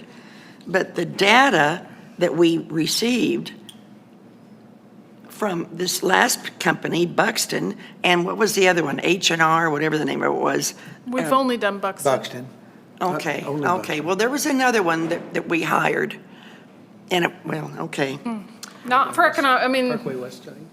not for economic development. okay, well, scratch it then. I'll Okay. look it up. Because it was. Phyllis, are you referring to the group that we had come in and work with us for the Parkway West study? That could have been, Okay, that could have been. that's- Yeah. Okay, but regardless, until we have some contacts and targeting with businesses from us, you know, we've got material that you even said from Buxton, and I just think this is just spinning the wheel again in gathering more information and more data, and nothing's coming out of it. Well, one, this is a marathon, not a sprint. Two, this doesn't replace what we did get data, market analysis. We got from Buxton what we paid for Buxton. But the intent when we went with Buxton was we were going to continue that process for 3 years because that data now has to be kept up. Well, it's 18 months old now. So this just complements what Buxton did. We got what we paid for from Buxton. We continue to use what we paid for Buxton. We didn't get phase 2 and phase 3 with Buxton. So to me, this is a very good complement at a fraction of the price because this is a contract of $50,000 a year, just like we intended to move through with, very similar to our previous, data analysis plus some. Buxton, there was a few things that Buxton did a little differently. So this isn't a replacement or devalues what Buxton did, but it's a process that you do have to, it complements it. I don't know how else to say that because the data and the profiles we got from Buxton now are from right before COVID. So as we move forward, so that just adds to that knowledge that we originally would have continued with Buxton. But may I ask you something? I mean, the fact that we didn't renew Buxton's contract was, let's back up, because I had asked how many or what are we looking at as far as contacts of different companies that we have at our fingertips to be able to contact and move forward with it. And at that time, I thought that between you and Carrie and Mike and whoever else that you were gathering to put information together and then to send contacts out because you knew what voids there were from Buxton of the areas. Correct. Right? So I'm just a little confused of where we're going now again to get more data. I just, Well, it's up to you guys whether you want to participate with Lordak Region. Carrie and I, again, with the Buxton timing of COVID, we had our matches, we had our contacts, we had our conferences lined out. We had a lot of things lined out and the world stopped. We made phone calls, and I will tell you, I knew very early on, Aldi's had already committed to Lake Ozark. Our numbers didn't match. There was 2 or 3 locations, so there were companies. We worked with current developers that helped, with current recommendations. So it's not that we didn't do anything. I can't help what happened with our processes with COVID and some other things. This doesn't replace or devalue Buxton. Lordak's going to do it for the region. I think it would be good for the city to get this data and get back on the trail of having some assistance with, matching and identify connections, which I thought was our intent for the 3 years for Buxton. It is unfortunate that we got several months into Buxton and the world stopped. And I can't control that. But to say we did not use it or did not attempt with what we had to make contacts, we haven't seen anything through it, but COVID happened and there wasn't a lot of commitments that were being made, no conferences, no. Kerry can elaborate on some of that if he wants, but. Yeah, I mean, it's like anything else, our presentation materials, my portion of presentation materials was available properties, that type of thing, we had that ready. The COVID issue was the COVID issue, they kind of stopped looking for some time because, brick and mortar wasn't going to be the thing. Now they're back looking again, and, from the fact that I've got $11 million worth of permits on, in my office right now, for commercial construction, tells you that we're going again. But like anything else, once the data gets to be 18 months old, there's certainly, no reason not to get more updated data, just in case you've met needs or you've met some of those things. Part of what I've always wanted was a number, something that tells us what our market is. Do we need more commercial? Do we need more residential? We did the residential plan through Board A. Housing. Housing plan. The housing, the housing Study. 3 years ago. Chances are it's probably ready to be redone with the way some of those things are now. We certainly didn't answer a whole lot of residential needs, during COVID, and quite candidly with production and construction costs going up now. I'm not sure where things are going to go. There's difficulties, but I mean, I guess all I would tell you is from the perspective of getting new data, it's never a bad time to get new data if you can get it. Because what happened here 18 or 24 months ago might not necessarily be what our needs are today. As long as we can do something with the data. You know what I'm saying? To be able to pursue it and have some kind of result with it. I mean, just. Some kind of result, doing construction. I agree. I understand that. We didn't ever get to the point of, because Gina and Angel had put together our, community information packet that they would be getting out to these different groups or businesses at the time. And we went through a time when there was no one in their offices and they weren't interested in talking to us. Sure. So. I understand that. What Gina said as it pertains to what they had been asked to do from an economic, I guess if you want to call it an economic positioning point of view, what she and Angel had put together, which included the data that I provided them on available properties, what infrastructure was available to them, the size of the properties, what the zonings were, the land uses that were capable, it was there. And the biggest thing that we can honestly offer to any group that's coming in, and, the mayor can attest to this, and whoever has sat in with us on these things, is when they contact us, we give them personal and private, information. We bring them in, we show them what's available, we show them the properties that are interested, we show them the positives about the properties that are interested. We provide them with maps and illustrations and everything that they can get and need from us to make their properties more developable. Just like we've done with Hobby Lobby and Macadoodles, as we talked about earlier.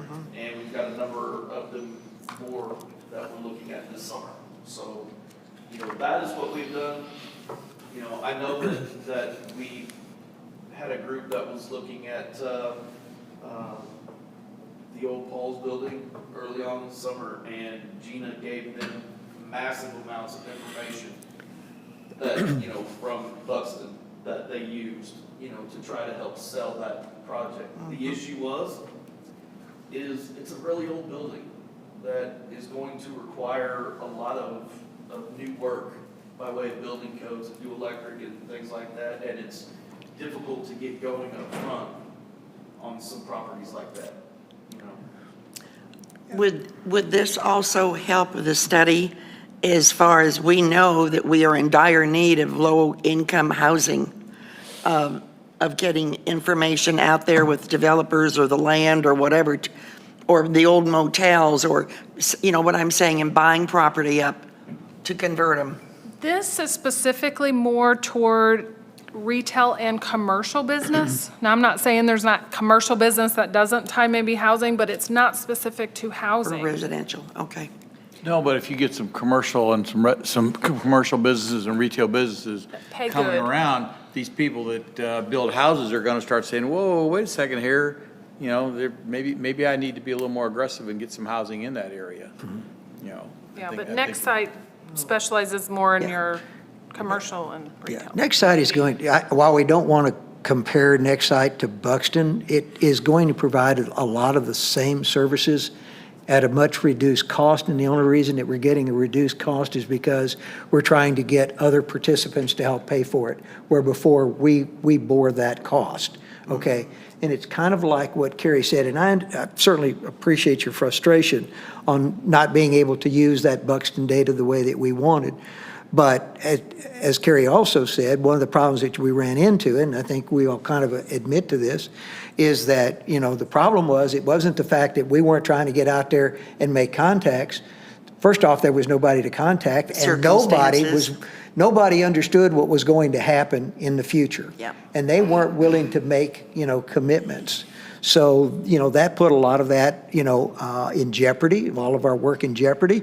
And it also started to date the information. But have we used that information? Absolutely. As Carrie alluded to, you know, we've taken that information and have provided it not only to one developer, but we've also provided it to another company that's interested in coming to town. And I can't make any announcements, but, you know, we will have an announcement shortly.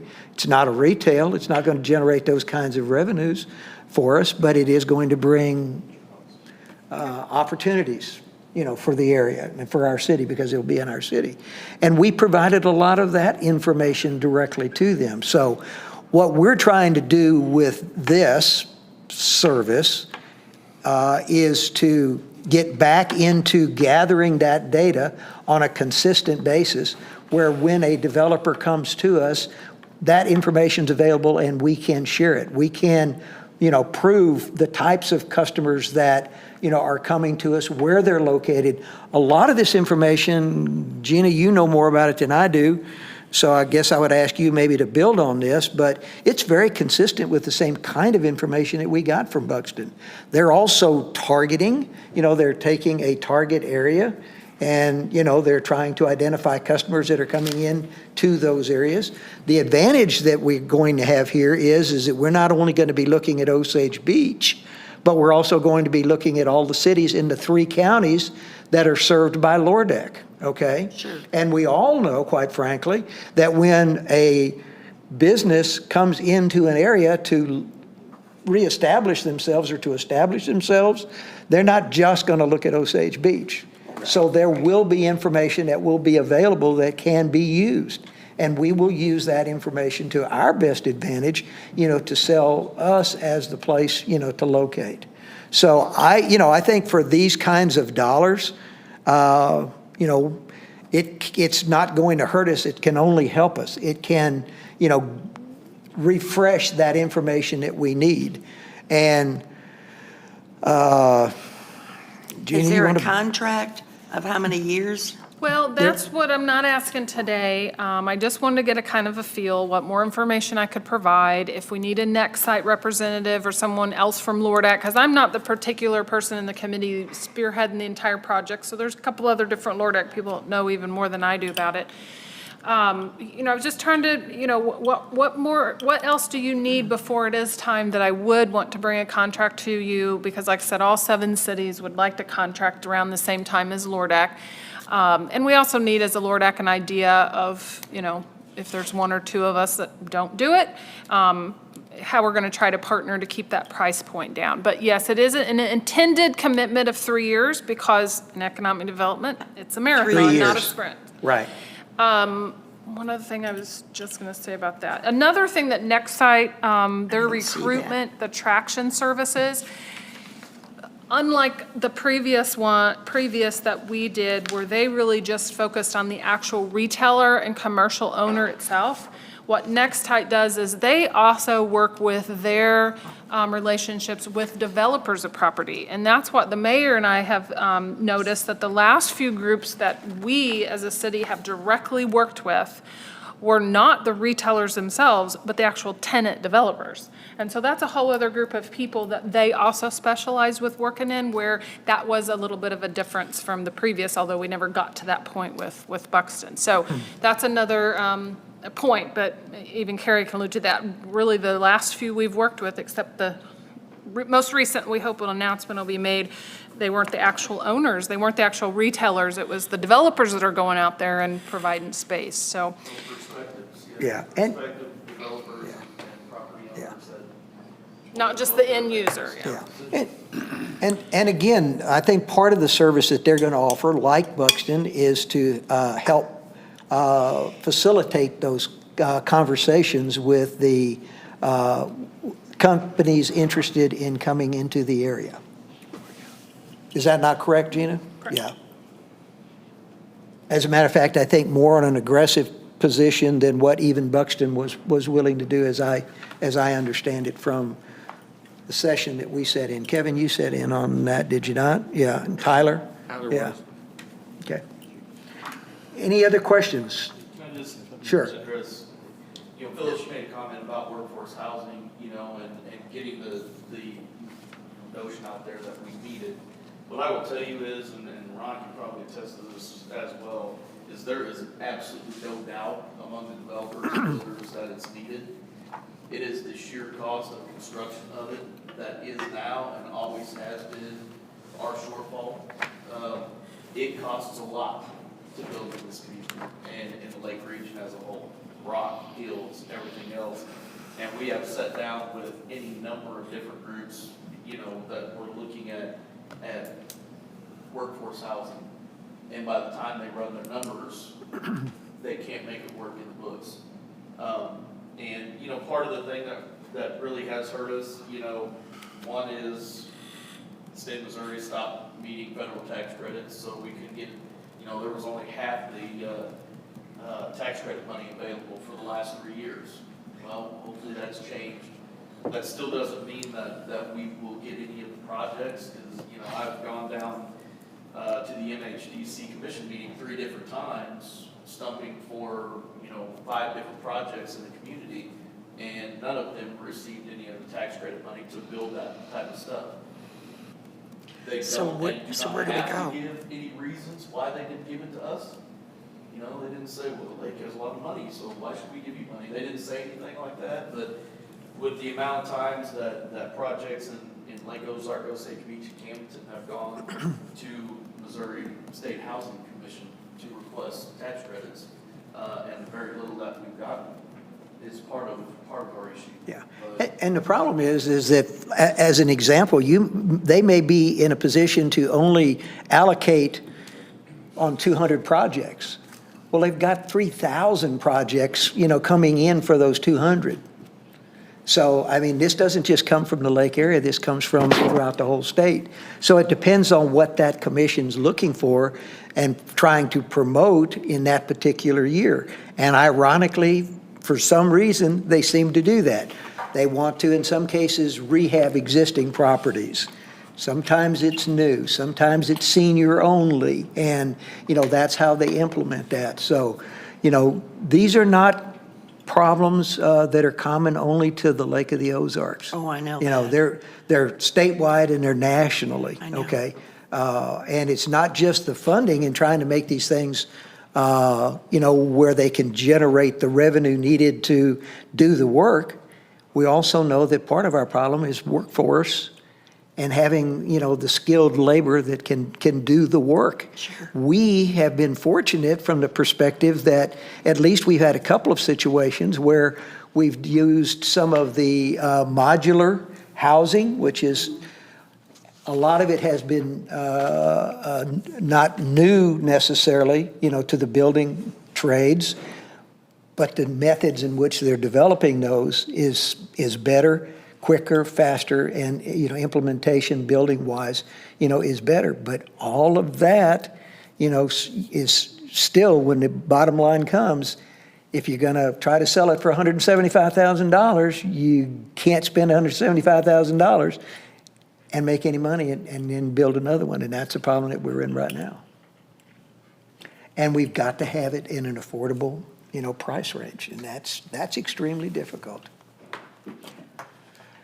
Richard kind of sits on a commission right now that, might share some information, from a housing perspective. I don't know if it's necessarily appropriate, and it's not necessarily related to this, but, it does, address residential housing and residential housing needs. There's a community development corporation that was formed, excuse me, about a year and a half ago, I think, that for the sole purpose of workforce housing or low-income, moderate-income housing. We didn't really have that capability down here beforehand. A lot of people thought the council of local governments could do it, but that wasn't in their charter, and so this was developed. And right now, we're working to figure out how to utilize USDA 502 loans. That's a USDA direct. Bob would know what I'm talking about, but at the end of the day, there's little to no participation in that loan program in this area. And it's a place where people, if they met certain qualifications for low income and they had, other requirements like credit reports and so on and so forth, they could qualify for probably $120,000 to $175,000 house at a rate of around $600 or $700 a month for up to 38 years because it's very low interest. Okay, there's a lot of work to be done. We still got to figure out.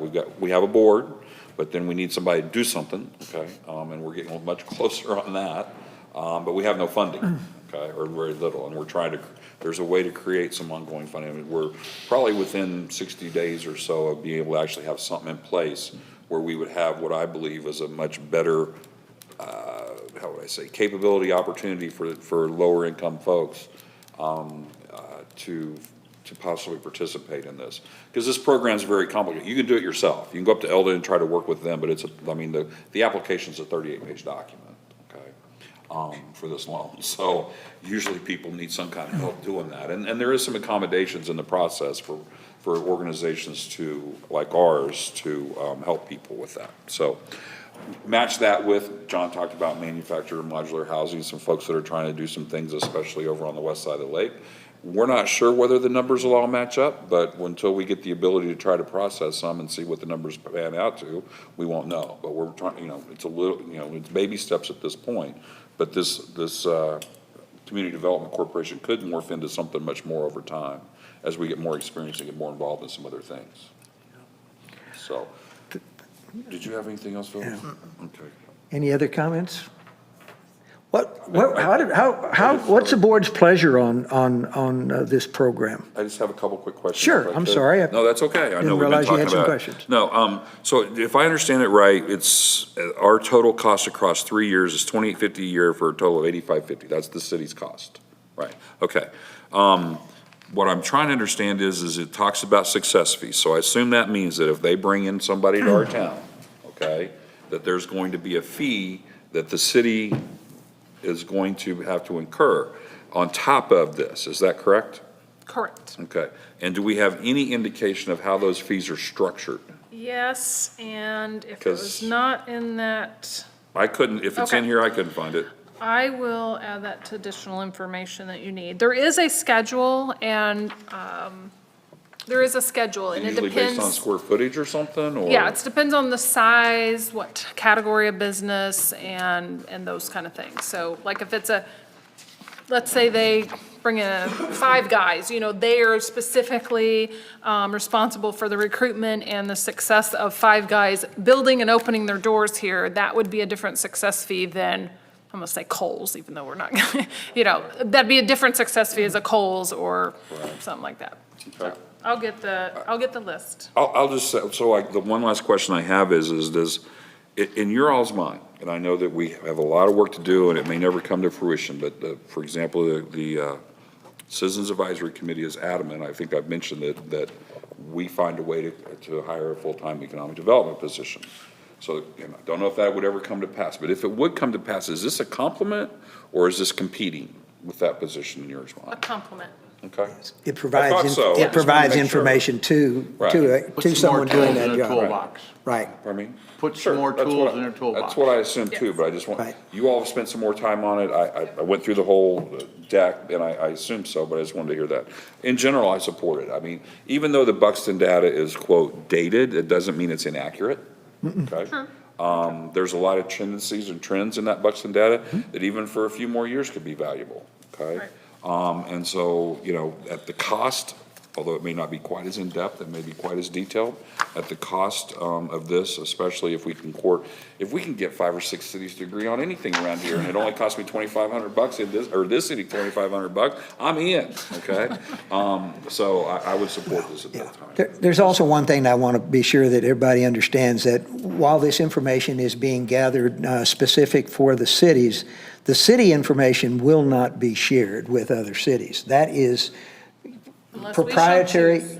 Unless we so choose. Unless we so choose to do that. Now, right now, the counties have not been asked to participate, and I feel like that they need to participate also. The counties have always shied back and always left it up to the cities, you know, to do all the developmental work. And, you know, that's something that they're going to have to, you know, get used to, and they're going to have to step up to. So my position is going to be on this is that nothing gets level raised to the county unless the counties participate. What do you mean by level raise, if you don't mind? In other words, like for instance, if all those participating cities within Camden County, okay, that information stays with the cities. Okay. That information is not raised up to the county level, okay? That information is not going to be made available to the county for their use, however they may deem to use it. Should they deem to Has do the it county that way. been approached, or They will be. they will If be? they've not already, they will be. There's certain members of the committee that have other relationships with them, so. Anyone else from this side? Thoughts, comments? I attended the meeting and found it very informative and very much support it, and I was trying to remember the finder's fee, as I called it, and how that worked, but it made sense to me how the bigger the fine, the more it would cost. The littler the fine, you know, it was a little bit less. So it was not a flat fee depending on, you know, no matter what. So it was very amenable for that, so. It was And based Lord- on square footage, it was based on revenue generation and so on and so forth, anticipated revenue generation. Lordak felt, when we chose what type of proposal that we wanted to work with next site on, we did feel it important that we want to work together as a region. That's one of the things site selectors and different assessments that we've had over the years community-wise, that we do not attract people and use our region as a total, as an attraction. We, you know, and I'll be honest, I've been over to Lake Ozark 2 or 3 times in the last 4 or 5 months, sharing a meeting with a developer, knowing that developer hadn't decided whether it was Lake Ozark or Osage Beach yet. But we as Lake Ozark know we can work together. His win's my win, my win's his win. And so I am fortunate that we have that relationship with Lake Ozark to do that, and we've done that. And hopefully, you know, he gets something and then we get something. But at the same time, we also understand that if that brick and mortar store or commercial business lands in Lake Ozark or Osage Beach gets the direct sales tax revenue from that. So therefore, we should bear that direct cost. And that's why we set that proposal up like that. Okay, Gina will get the additional information to the board that was requested by Richard. At this point, Gina, where do you see us going next with this? I hope to, we as Lordak hope to have the individual cities and the Lordak contracts all lined out. I know a couple other cities have already approved a resolution, so they'll get their contract first. I hope to bring back to the board the first and/or second meeting in July with some contract details to start something in August. Is it fair, based on what I've heard from the board, that comments, if we are asked, you know, where our board stands on this, we are positive for this?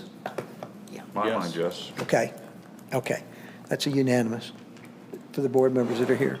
All right, thank you very much. Let's move on. We're done. Let's move on to communications. Start with Alderman Ross. Real quick, appreciate the pictures that you sent out, Mayor. I thought Bob and Angel did a great job. They look good. I wanted to personally recognize Todd.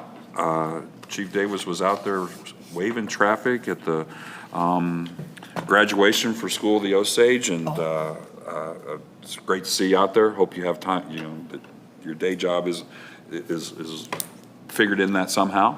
But it was great to see you out there, and that you were moving folks fast. I got an opportunity over the weekend, just by hook and crook, to talk to some folks up at MoDOT, and from what I understand, because this has been a question, that Passover Road, MoDOT's portion of Passover Road is in the budget and expected to be executed to be completely rehab, well, when I say rehab, overlaid, new asphalt and so forth next year. So it seems like that's accurate. I have to, my daughter works for MoDOT, and she was with a lady that is in the planning department. She said they had a conversation. It looks like it's all good for next year. So, and then lastly, Dave, are you going to bring up anything on Autumn Lane? I don't want to steal your thunder, but if you didn't, then I'll ask it. If you don't have plans, I'll ask a question. I can give you an update right now, I guess, if that's okay. Whatever's best. We found the plat for the original development of Autumn Lane. It's not turned on, I don't think. Doesn't have to be green. It's got to be Good green. eye. Okay. We found the plat for Autumn Lane. It's an old plat and it's difficult to read, but it appears to state that the right-of-way for Autumn Lane is dedicated to the lot owners of the subdivision. And how many lots were there, if you don't, do you have any idea of what ballpark? 50? 50? Yes. Okay. Carrie's saying more than that. It's more than that? I counted, I thought it was 64, so, I could be off Where's a this? little bit, but it's. Down by Shorty Pants, the road we've been talking about. It takes it a lot more than that little portion, the subdivision itself, it's not specific as to who, it just says property owners within the subdivision, so, it's a lot. It's not just the lots that abut the road. No, sir, yeah, it would have to, from my understanding and, the land use law and infrastructure law that I have been part of the cases, that is a statement that basically requires all of those who have any rights to sign off on anything that will be done with it. So that just makes it a little hairier.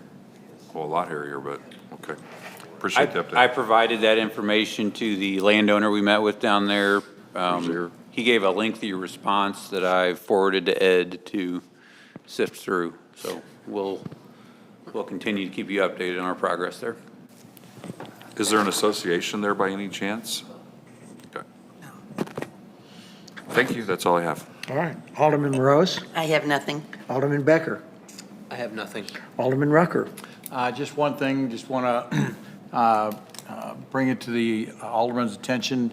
Periodically, it's not a bad idea to update your profile information that is on the city website. So you might want to think about that. I don't know the last time, and maybe periodically, Tara, once a year or every Tuesday, everybody ought to be asked to do that.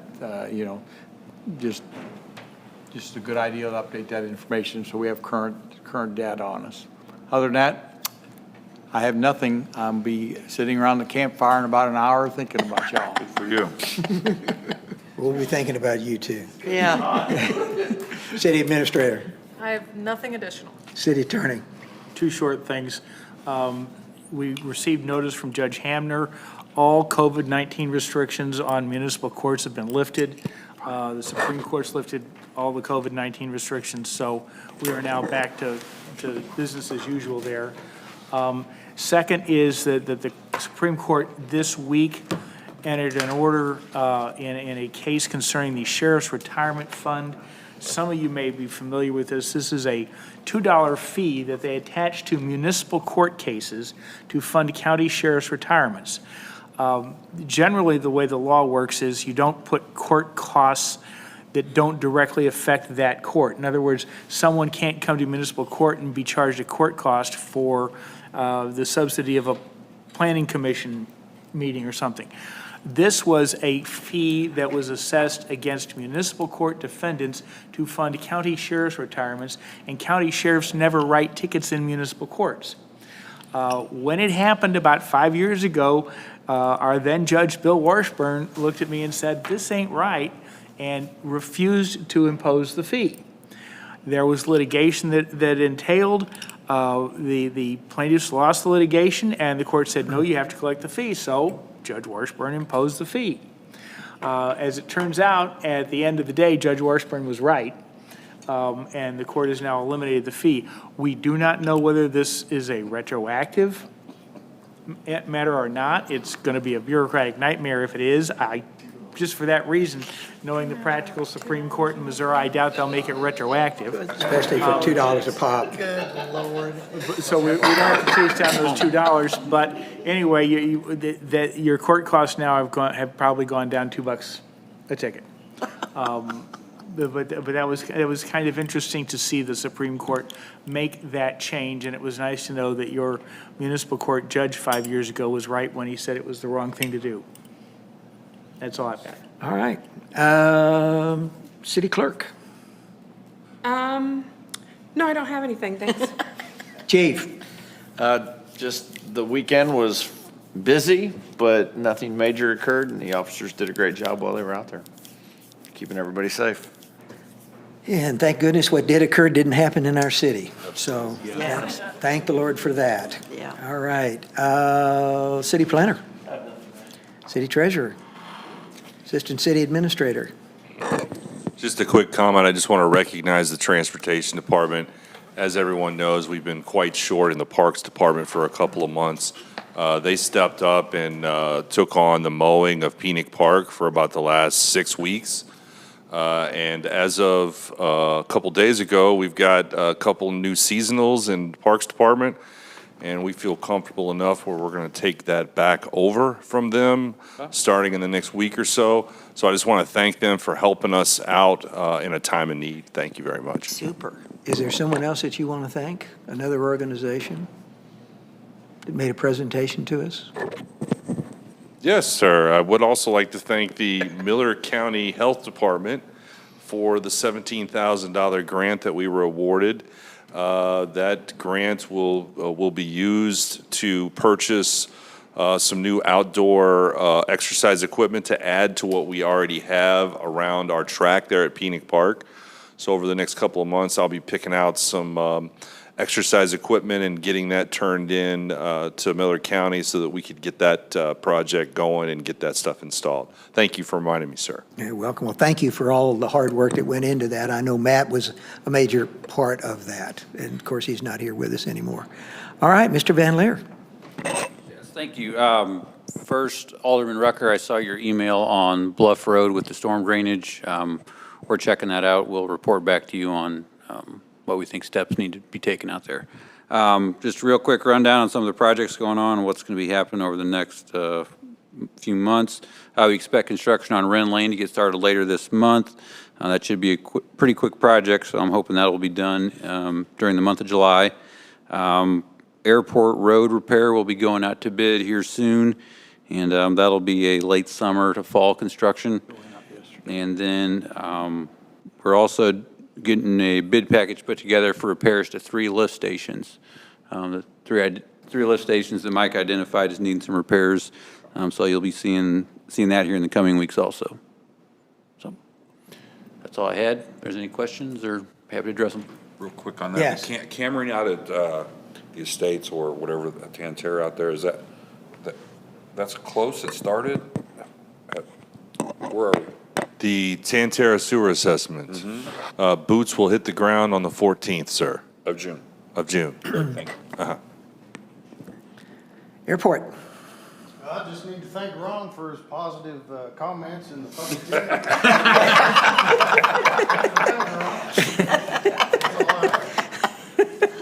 Building Department. All right. Well, our business for this evening is complete, and we're adjourned. Thank you all very much for your time. Whoa. Everybody have a great one.